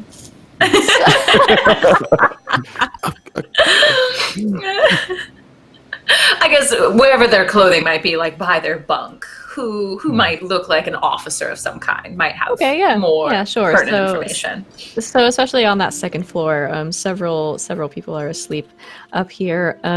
Down at one end, kind of the far end of that second floor, there are a couple of beds that are a little bit larger than the other two, and perhaps a sash or a plumed helmet of some sort by the bed of one particular snoring very loudly Athenian officer.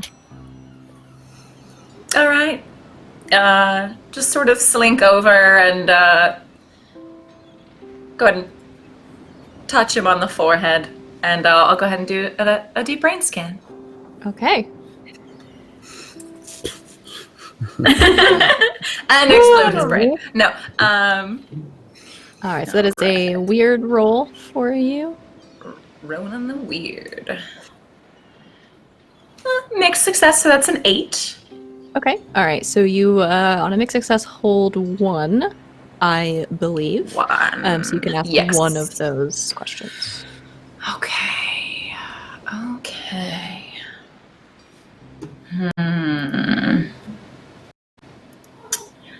I don't know if any of these is pertinent necessarily.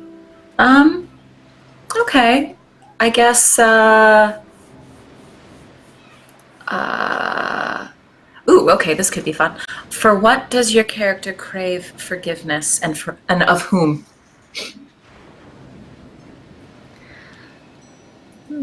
What did he do? What did he do?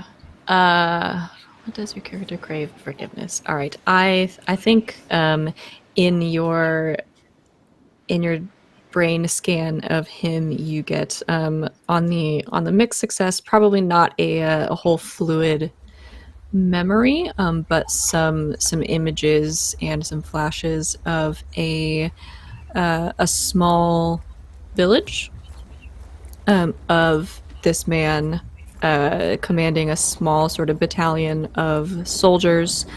You sort of see him, flashes of him ordering them into this village, him sort of watching from one edge of the village as people are taken out of their homes, their things are gone through, and then some flashes of he and his men standing on the just outskirts of this small village as it burns. But no opposition soldiers in sight in these memories.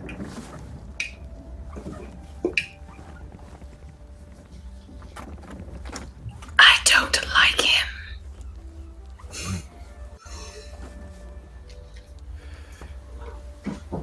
Carla very slowly slides a knife out of her boot. Okay. Maggie will put a hand on her taps hand. her cheek. Traeger lifts his weapon up, like, looks around the room. 'Tis not the time. Maybe we'll get it on the way out. Later.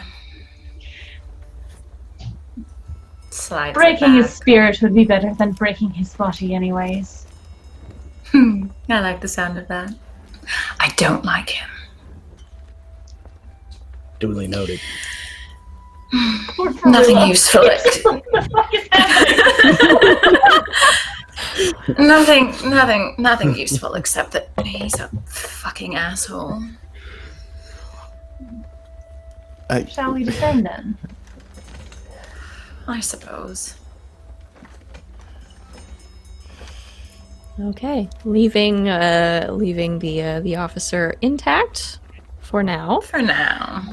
You all will make your way quietly to the bottom floor of the barracks, into the trap door that you find down there. Opening it and making your way down it is a staircase. It's a very sort of narrow, rickety wooden staircase down into what is this underground basement, which looks sort of, as Maggie described to you before, like a small jail, cells of some sort, probably for holding prisoners, and like Maggie described to you, a sort of glowing light blue light is coming from one end of that hall, the opposite end from where you are. It's essentially like a very long hallway with cells on either side, and this light coming down from the far end.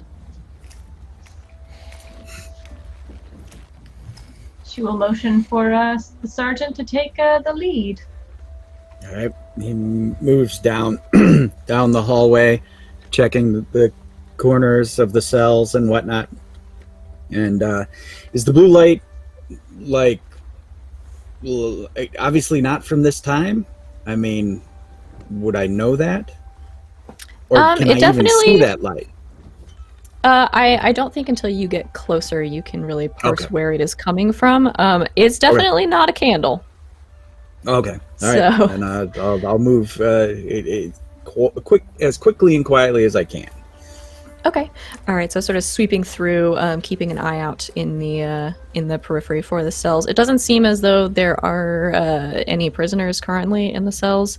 In a couple of them, there are definitely maybe the remnants of what used to be prisoners, but no one living currently. So do the rest of you stay by the stairs? I'll follow. Okay. Yeah, if I see them follow, I will follow as well. No one's around. Okay. All right. So Traeger taking the lead, sweeping through, and then the other three following, giving him a little bit of a berth. You make your way down to the end of this hall. And I think for three of you, what is at the end of the hall is not something you have ever seen before. I think for Traeger, this might be a little bit familiar.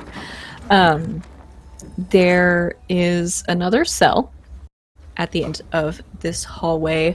The bars that are going across this cell that has been built into the wall are blue and made of light. Oh.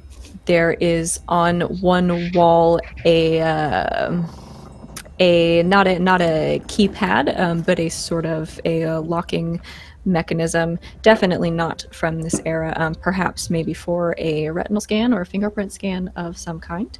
And within this cell, which the walls and the ceiling and the floor of are also kind of radiating a faint. But definitely futuristic blue light. You see a man who looks very, very much like Lysander. Traeger is like, he's like, just when a savvy head would be most useful. And he looks back at his companions, and then he just, you could just tell he's like, damn. Is this magic? What?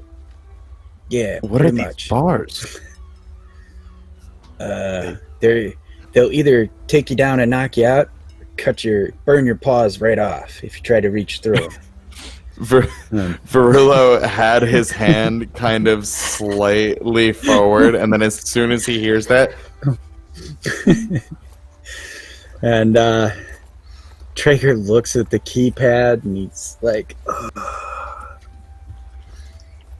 Will you tell us what we're looking at before you... so, that there, it's got numbers, and the numbers on it, you gotta push. Or does it have numbers? Is it a keypad or is it like retinal or a bio scanner? It does not. Yeah, it's some kind of bioscanner, either It's for like- a retinal scan or a like handprint or fingerprint or something like that. That thing there is waiting for one of us, the right one of us, which isn't any of us, I assume, to put their thumb on it or to look into it, and then it'll know whether to open or not. like, I know. So we need to cut a out someone's chosen eye or one? cut off someone's hand. Yes. It Or seems get easy them enough. to do it. Oh, well, yes, that. I mean, can you get into people's brains and make them do stuff? I can hurt them and then tell them to do what I want them to do. He snorts and laughs, and then he's like, well, I can do that. Mine's a little cleaner. Hmm. We still want their eye and or hand intact there, soldier. All right. Anybody else? He looks at the other two like, any plan here? this seems more like your speed, my friend. Yeah. Does it read their soul as well?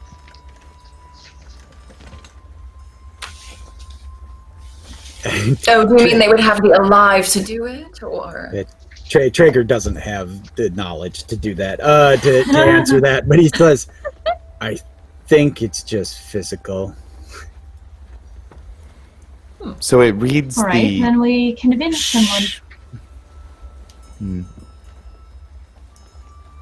Yeah, it reads, and he puts his thumb like real close to your eye. And he's like, it reads the little pattern there, or he takes his, his bloodshot eye. Oh no, not bloodshot eye. Very clear eyes currently, and and he's like the little veins and whatnot in your eyeball. It reads those because everybody's is different. Fascinating. And actually, Verullo does take notes about that. Does he use the little snap pad thing, or? Yeah, so he tries his best to kind of undo it, and he. I'll take it and I'll flick it, and it becomes a flat, hard pad, and then you just use your finger if Thank you need you. to. And yeah, so he'll just kind of like take notes and compare them to any anatomical notes that he had on eyes and like digits. Okay. Yeah. Is Verlo very familiar with the concept of fingerprints at all? I actually, I think he's more familiar with like the ligaments and everything and the muscles and everything. I don't think he's familiar. He's never really considered like skin and I guess like fingerprints being unique. All of his studies and notes have kind of been about like what makes up the human body, not necessarily the surface. So Okay, excellent. I love that. So he's kind of putting a pin in this concept for later. And Who do you Traeger think it's is supposed to be? Do you think it's the gentleman upstairs? I mean, that would be a good place to start. You'd like that, wouldn't you? Well, I don't think it's from someone from this era. Oh. I mean, this is not of this era, right? Whoever brought this here Right. probably Yeah, has it's- access to it. Yep. Now, question is, would anybody here have access to it? We could find out. Let's She do looks that. at Carla. Perhaps. I have a limited scope of what I'm able to gather. Well, I was just thinking that we'd take him down here ourselves and make him do it. I like that. Traeger's just looking between them. Well, you said if we touch that, then we could take our hand off, right? Yeah, not the control, the light. No, the light, yes. So if it Yeah. doesn't work, we just take care of the problem, right? Sounds good. Oliver's a little And brown. the light is like bars, right? So it's like if it was a laser cutter and we were trying to cut someone's hand off, someone could be reaching through and grab it when it fell. I just mean Are if they- we are they that literally grab his hand and stick it on or thrust his head into the device and Yeah, he's not yeah, the yeah. one that uses it, then we just push him into those lights and kill him so he doesn't talk. Yeah, What were you thinking? I was thinking cut his hand off so we could come and go as we please, but I like your thinking better. Oh, all right. As all of this is happening, Verula wants to kind of wander over and look into the cell. Is Lysander awake? He is not. It looks like he is sleeping. He is Okay. laying down on the sort of against the back wall. Companions, No. do you think he would know who put him in here? Maybe. What a wonderful idea, Verolo.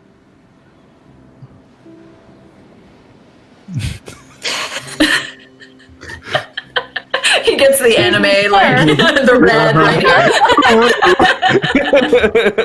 I noticed me. He just kind of Maggie goes will back pick to up his a rock and throw it in there at him. Okay.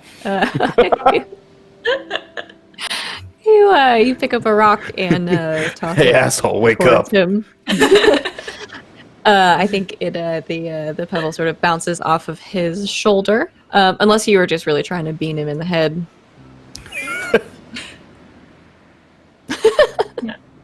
No way she has enough skill to be that accurate. All right, so it sort of Aim for body like bounces off.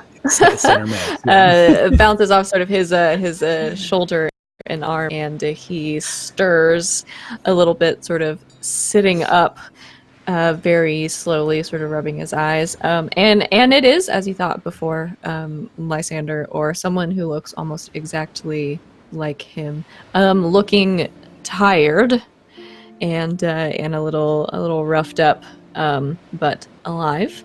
And as he comes to, sort of looks through the bars at all of you, and just kind of sighs, and kind of sits back against the wall, and is like,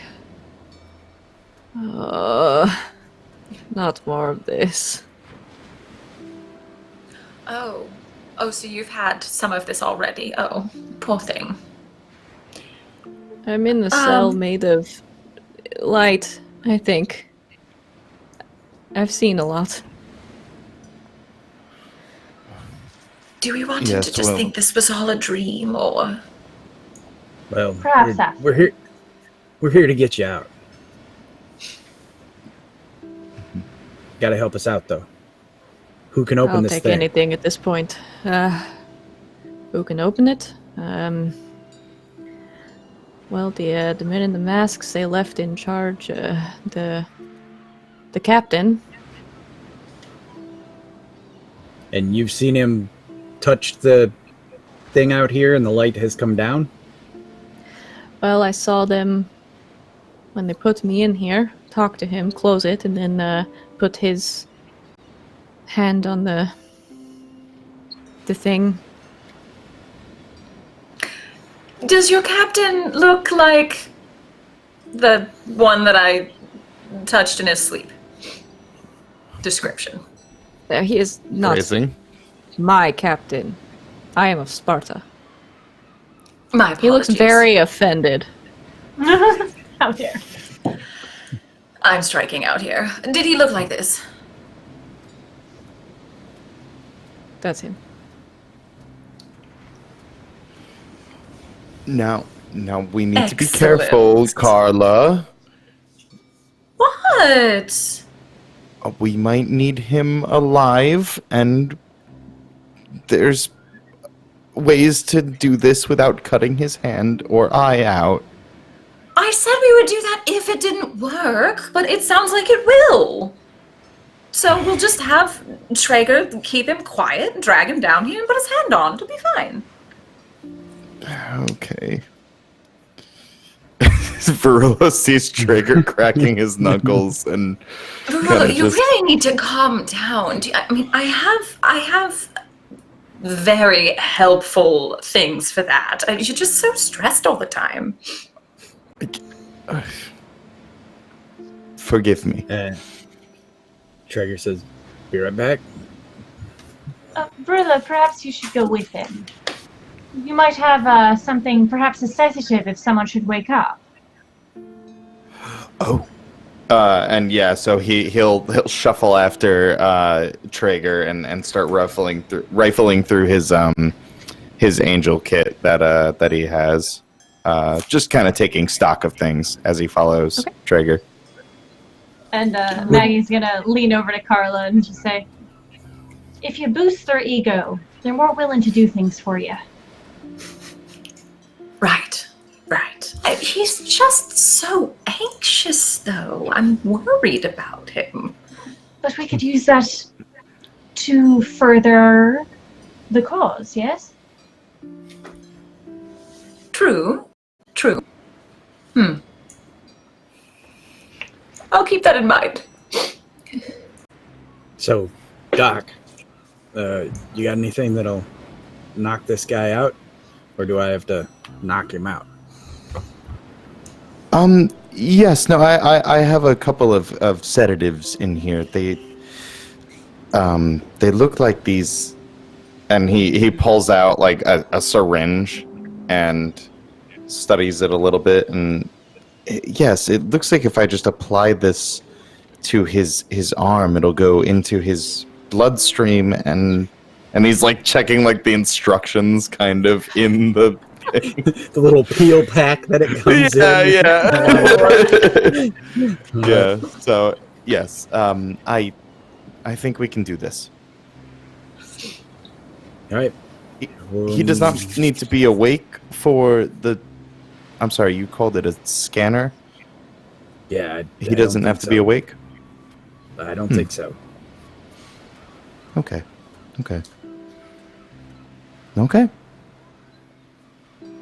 Quick and quiet. All right, so quick and quiet. The two of you, leaving Carla and Maggie down below, make your way back up the stairs and up to that second floor. It's only been a few minutes, so everything is pretty much as you left it, including the sleeping captain on one end of the barracks. Okay. Let's snatch and grab. What do we have to, what do we have to roll or do? Or you are going to try to, while he is sleeping, sedate him? Yeah, I'm going to try and chill stab him. Okay.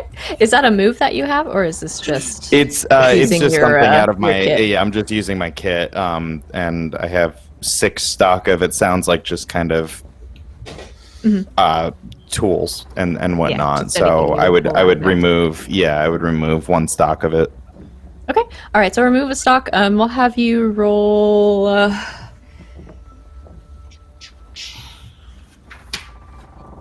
Is this an attack? I mean, It if I'm not feels- exactly careful, it it feels feels sort like of an like- attack. it An feels attack? attacky.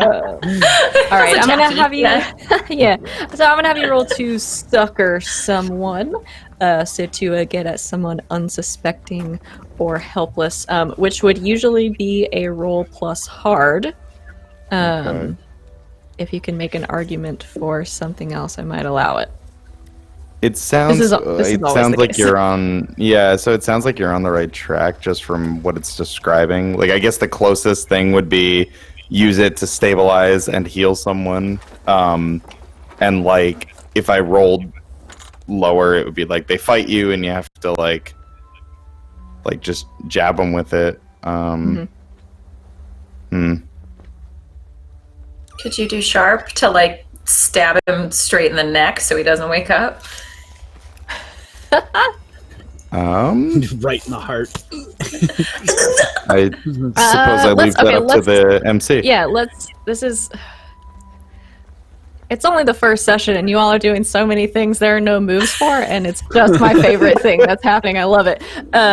I'll say you're gonna. Don't apologize to me. It's so much more interesting. I'll say we're gonna roll to sucker someone. You can either roll hard to sort of hold him down and force it. To make sure that he does not get away if it goes poorly, or you can roll sharp to sort of make sure that the placement is correct and that you are very careful and that you will do a better job of hitting that vein on the first try. Yeah, I'd like to roll with sharp. And just to add pressure, Traeger's there with his machete, like I'll just take his head clean off if you wake him up. Are you trying to roll to interfere? No. Oh, jeez. I'm trying to help. All right, yeah, go ahead I'm and helping. this is sort of your area of expertise. So go ahead and roll plus sharp, I think. Is it though? Is it though? Ooh. Ooh. What the hell? Big yikes. Big yikes. Ooh. So Verla rolls a 5. Wow.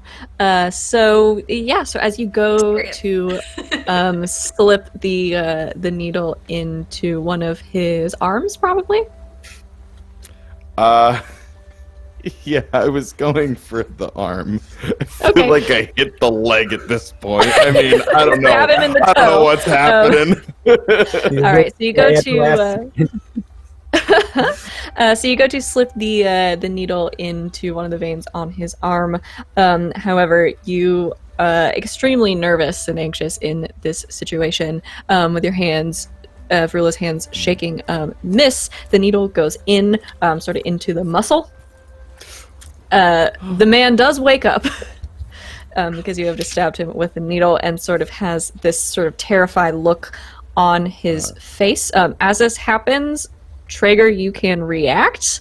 After that, it's probably going to be bad. All right, Yeah, so I will can- note that he'll take 1 harm on a miss for, I guess, the closest thing to what I was reading, like the stabilizer heal someone. Sure. So. All right, that will work. And so then, Traeger, you are going to try to silence him for good. So as Traeger sort of leans in, puts a large hand over the man's mouth and puts his machete to his throat, roll plus hard to go aggro on him. All right, so mod 3 and Unrelated question: do improvements happen at the end of the session, or when you fail so hard you improve? Did you improve? Oh my gosh, I can't believe it's going this way. If you get your improvement and you know what you want to do, you can go ahead and mark it. Okay. You can go ahead and mark it now and put that. Yeah, and into I'll just let you know later, effect. like after Okay, the fact. that works. Yeah, and so Traeger, very successfully with a 10 to go aggro on someone, puts the machete up to the man's throat, and in one sort of silent pull, he opens his mouth to scream. No sound comes out as blood sort of starts to pour from his neck, and he very, very quickly expires. So he's sedated. You couldn't have knocked him out like you did the one outside? And I if there's a blanket or something, I kind of roll the guy in it as best I can, and he kind of deadlift him and try to start moving him down the hall. Okay, so Traeger is wrapped up in a threadbare sort of quilt. The slowly blood sort of slowly soaking through the bottom of the fabric, and Verulo, you just kind of see Traeger walking in front of you, sort of deadlifting this body in this blanket as like little blood drops just are following him as he goes down the stairs. Oh God. Just did Verulo follow? Yeah, okay. I'll just like avoiding any blood on the floor. Just oh God. Okay. Set him down. Okay, so yeah, Maggie and Carla, you sort of hear the trapdoor opening and clunking down the stairs, sounding heavier than he was when he left. Is Traeger with Verulo following closely behind, carrying a something wrapped in a blood-stained quilt, which he drops at your feet. It wasn't easy. Didn't go good. You couldn't wait for me. Sorry. Well, Maybe... snap. Come on, the hand. Clean it off first. All right, so you lift up the hand of the man, put it against the scanner. You see a light sort of scan down and then back up the palm. There is a beep, and then this voice, which is this sort of, well, I guess for Traeger, this obviously like kind of computerized voice comes from a small speaker near the pad, and it says that you have unlocked the door, but it comes over a second time and says, location masking deactivated. And the bars sort of flicker and fade. And the cell is open. Oh. What does that mean? It means that it's like turning invisible.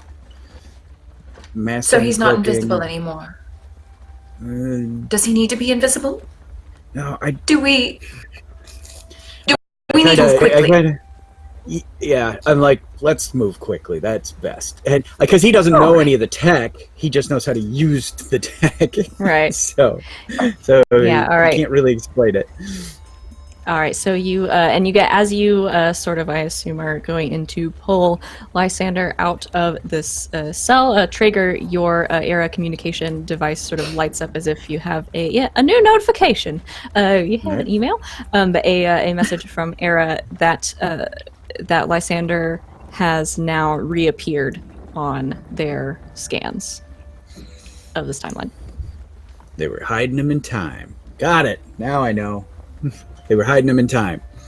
He says twice. He said it to himself and then said it both times out loud, though. So we did it. Well, we got to get him out of here because he's got a war to win. I have an idea.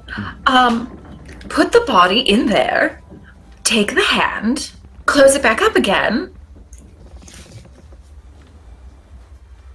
Works for me. That is not a bad idea. Picking up his machete. Okay, so you take the guy's hand off? Yeah. Mm-hmm. All right. So and very Shove quickly. the body in there.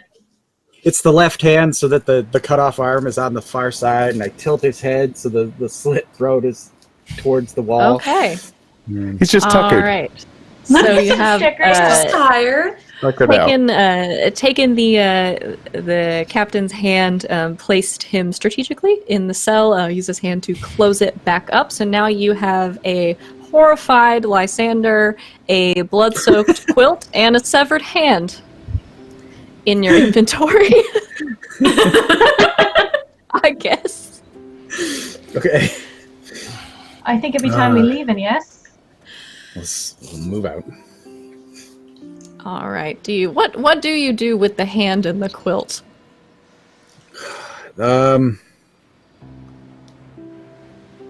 Send it down the river. Yeah, I'll put it. I'll put it in my pack, in like a lower pouch for now, and zip it so it's closed, and then I'll just gorge it later. Okay. All right. So you all going back out the way you came, down one captain, but one hostage saved. Going back out the way you came, back out through the tunnel, the grate. I assume you make it back to your cart with Lysander intact. As we pass the officer's bunk, is his like clothes all folded and laid out on his footlocker or whatnot? That was upstairs, right? We wouldn't be passing that. Oh, okay. Yeah, that's going to be on the second floor, unless you want to go up there for anything. Nope. We'll go.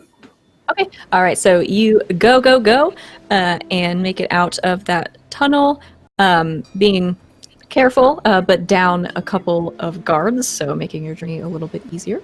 On the way, make it back to your cart with Lysander intact, and can, for the purposes of this, return him to Sparta.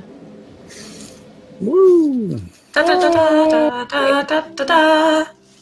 that feels like a good place to stop for the day. Great job, everybody. That was wonderful quick thinking and strategizing, and you have done the thing. Woohoo! We did it. So we do have some stuff we can talk about because we are a little bit early, but I don't want to get into too much other stuff because I don't think we'll have time for it.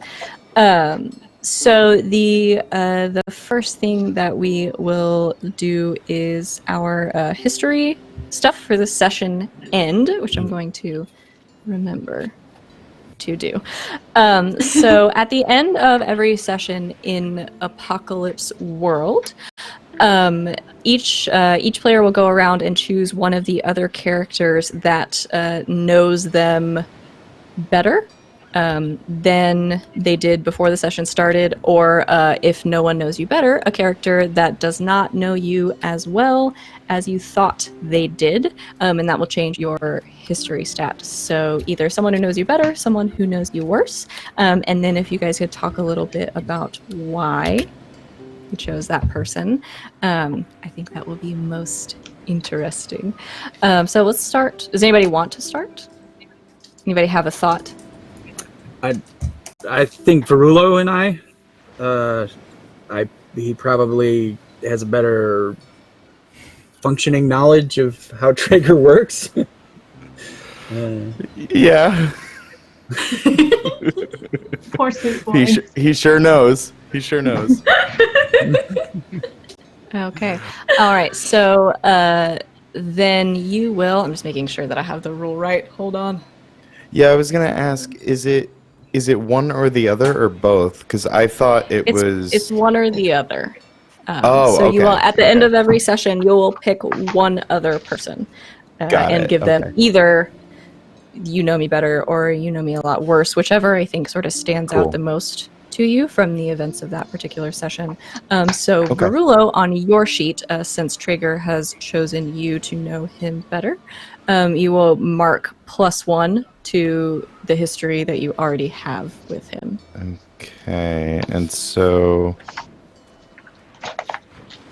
there's something in my sheet and I gotta figure it out. What the max is +4?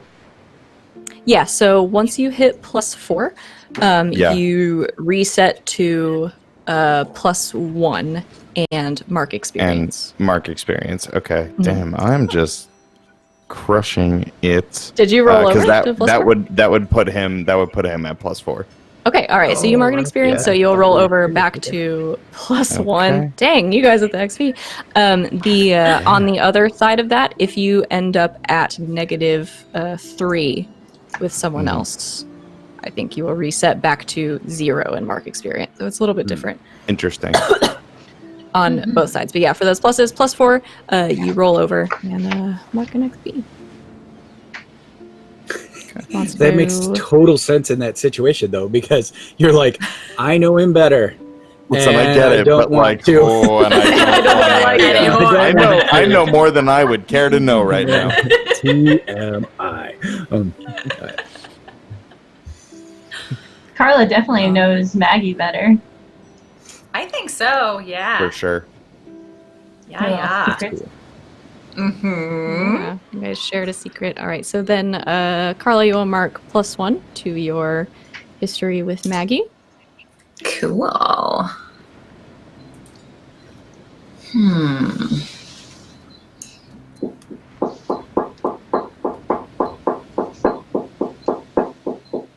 Come in. This is hard.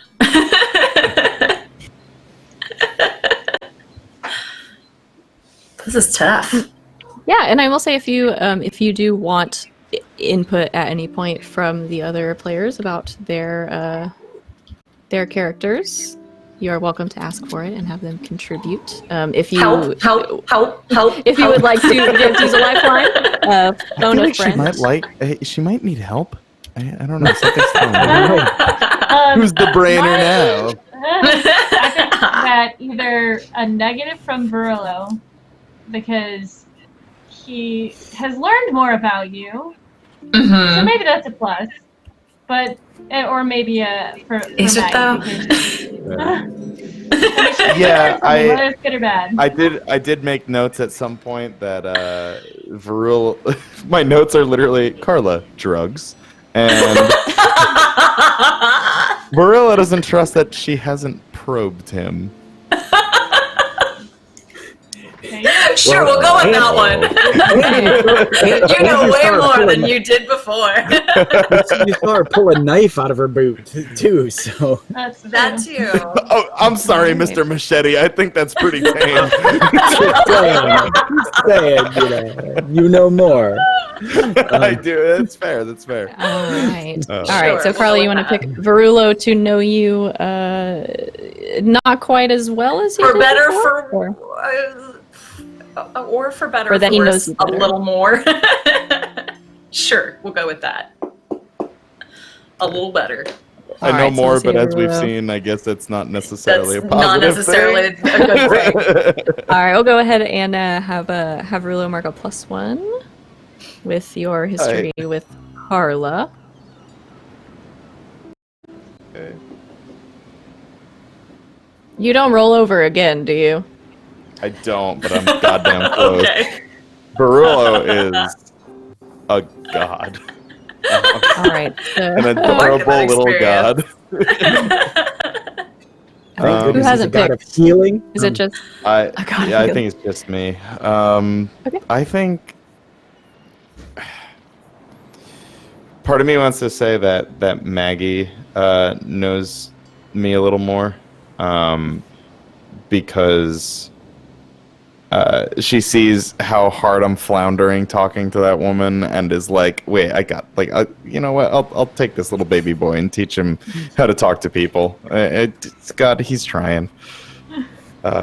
So I think that she, not only sees into him, but she sees him for what he is, and is trying to Okay. save him from himself. I've already touched your soul. Yeah. All right, man. I like it. So then Maggie will mark +1 to your history with Verulo. Is Verulo the only one that improved this session? Did anyone else mark 5 I'd XP? say we all improved today. Oh, Well, no, I You didn't, also no, I did? didn't. In No, I rolled marked over. 4. You rolled over with a history for somebody? Okay, then you will reset to +1 with that person and then mark an XP for that. Anybody else with 5 XP? No? 4. Close. Very close. All right. Yeah, you guys not super great on all the dice rolls there that time. Rob, do you know what improvement you want to take for? Oh, sure. So yeah, what I Gorilla? ended up taking, I gained a new angel move, called Sixth Sense. So when I open my brain to the world's psychic maelstrom, I roll plus sharp instead of plus weird because God knows I need it. Okay. That's very cool. So I think I'm figuring out this time travel thing with my mind instead of my psychic mind. That's very cool. All right, yeah. So to answer in a little bit of detail for the chat for the history mechanics. So everybody has a history stat that they have with all of the other characters in the game, up from a +4 all the way down to a -3. And there are moves in this game that you can make against, and I say against because not against in the strictly like interfering sense of the word, but there are moves you can make on the other players in the game, such as to help or interfere with someone. So if any of them are wanting to help another character do something, or interfere with another character doing something, which you can do as well, what they would do is roll plus or minus their history stat with that person. And that will affect their roll going forward. So if you help someone and you do well, you can give them a +2 on their roll. If you interfere with them and you roll well, you can give them a -2 to whatever roll they are trying to make. You know, with the caveat that if you roll very badly on one of those rolls, I think, as the book puts it, be prepared for the worst. So that is the thing that stat directly influences, and those are obviously fluid because they change at the end of every session, like we're doing today. Cool. That was really excellent and awesome. I know we're a little bit early. Do you guys have any questions I can answer for you before we go ahead and call it? I think I did kind of come into it with a question about the barter system, but I feel as though it's like a little bit fast and loose just based on how we handled the Traeger wardrobe change. So I think I understand it more. Because part of my gear is oddments worth 2 barter, so I guess just as it comes up, I'll have like shiny things to trade with people, I guess.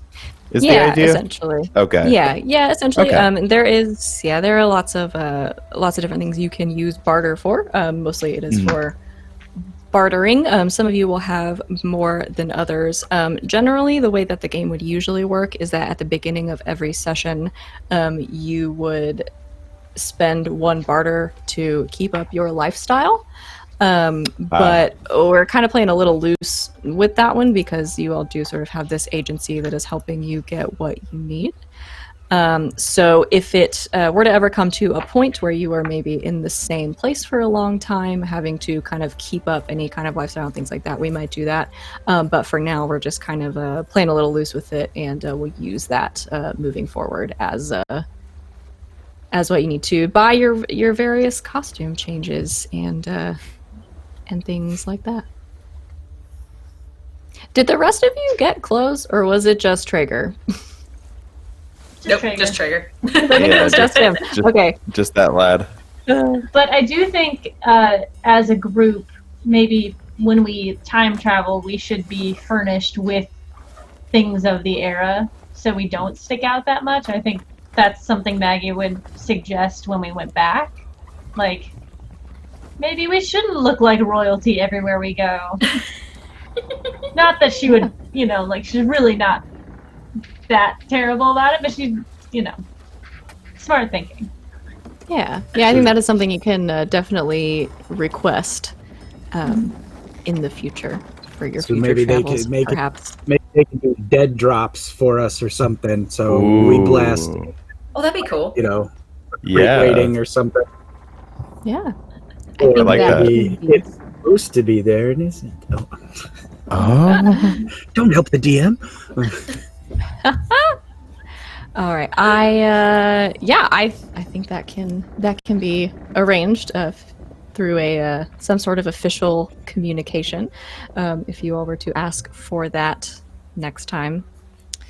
So the only other thing I'll give you is that if you have any other communications with Lysander before you leave this era, because you have set right the end of the Peloponnesian War. The Athenian navy will be defeated, setting up for the next parts of that war, which I definitely read about and now don't remember because there was a lot of it.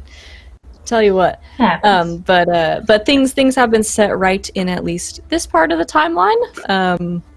Maybe a couple of people dead that weren't supposed to die, but as far as you know, nothing bad happened. So the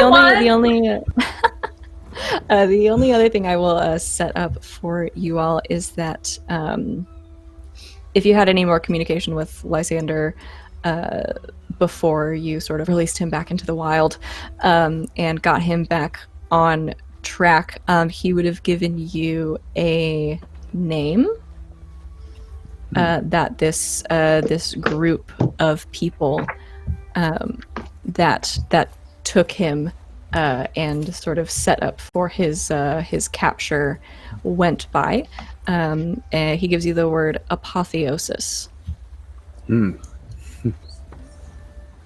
Referring to the people in the robes and the strange masks who seemingly facilitated his capture.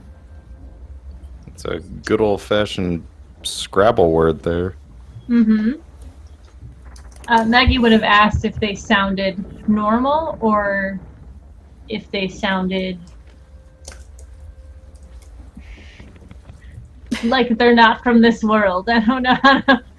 Otherworldly. Yes. As far as he is aware, they spoke Greek, at least as well as you. So, Okay. Solid. Presumably the little earwigs. Happy would have asked about the weapons. Did they have any devices like his? As far as he is aware, they did not carry any weapons or anything like that, but they are responsible for the cell that you found him in. Okay. Should we have destroyed that cell before we left? That's sort of what I just thought, like, dang, that's... Well, It seems like a not us problem. Yep. We will, at the beginning of next time, we will have sort of one moment for you all to pick up any kind of last loose ends that you want, if you would like to think about that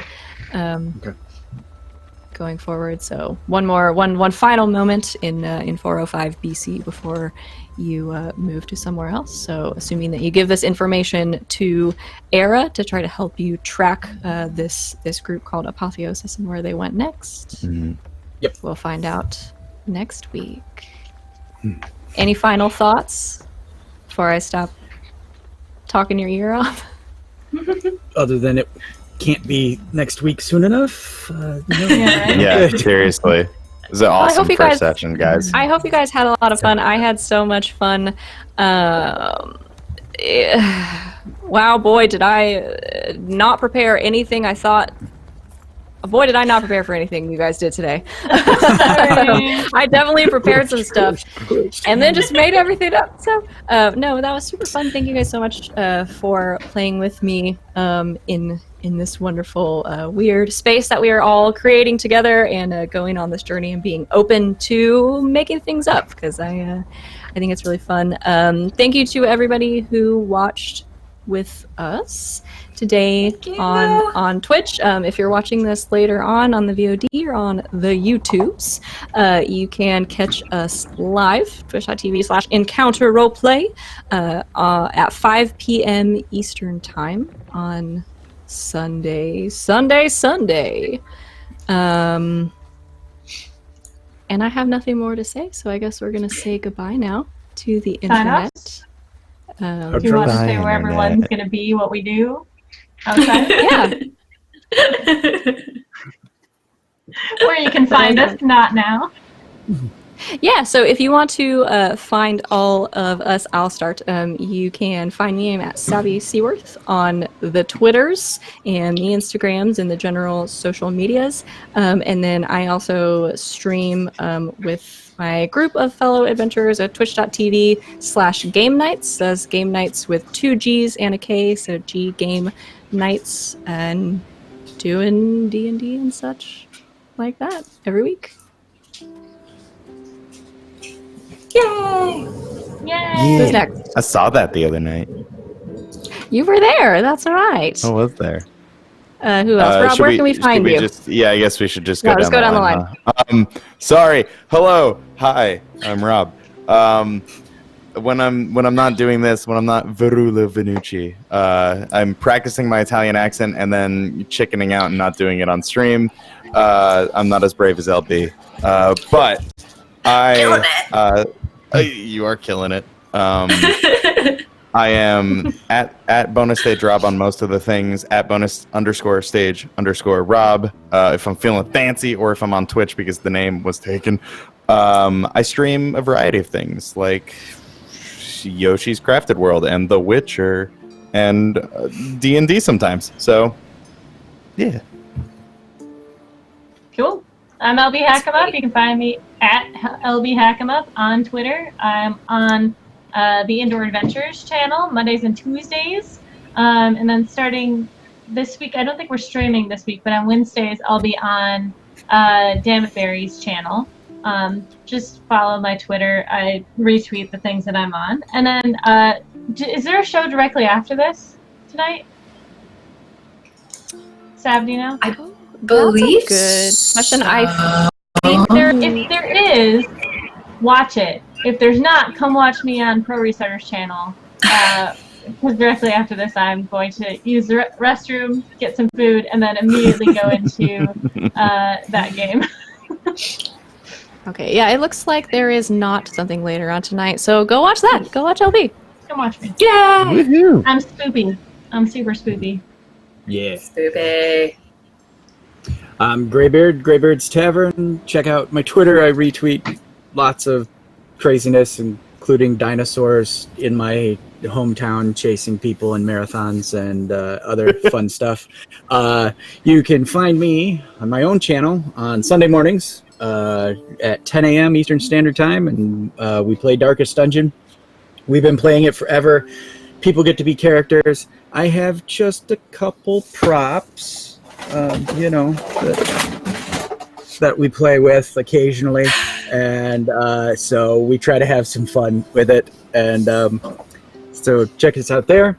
Definitely go over to Indoors channel Mondays and Tuesdays, because I'll be in chat there, and soon I'll be on Tuesday night, Curse of Strahd, as a guest player. And then again, starting either this Wednesday or next Wednesday, we'll be showing up on Dammit Berry's channel, where I will be playing a Warforged gunslinger. So, Oh, dang. that'll be all kinds of crazy fun too. And and I watched the Twitter also because I've been trying to stream on other nights, playing some Hearthstone or Magic the Gathering or any kind of card game where I can play and yammer and do bad and horrible at playing cards. Usually I win or exercise. So if I lose, I have to do jumping jacks or push-ups. So come and help decide what torture I have to endure. So I love it. That's amazing. I love it. Hey, I'm Christina Sid. You can find me on Twitter at GreekSid. Was very happy to be among my people today. It was fun. You can find me when I'm not here. Every other Tuesday, I'm over at the Femsplained Cast on Twitch. We do Neverland 5e D&D. It's dope. Come check that out. Lots of fun people over there. Just finished our finale over the Greyhawk channel of Rise of the Temple and Elemental Evil. However, we're going to be taking Season 2 to our very own channel. We're very excited. Descent into Darkness is the next arc of that. So keep an eye on my Twitter, our DM Severic's Twitter. We'll be putting more info out about that very soon. Nice. All right, and with that, we'll say one more thank you to our sponsors, Tabletop Loot, Mailing Games, and Fantasy Grounds. They do so many good things, so go check them all out and check out all of these wonderful people doing their craft in all their wonderful places. And with that, we will see you next week, same time, same place, Sunday at 5 p.m. Eastern for Session 2 of Apocalypse When. Yeah. Bye. Bye.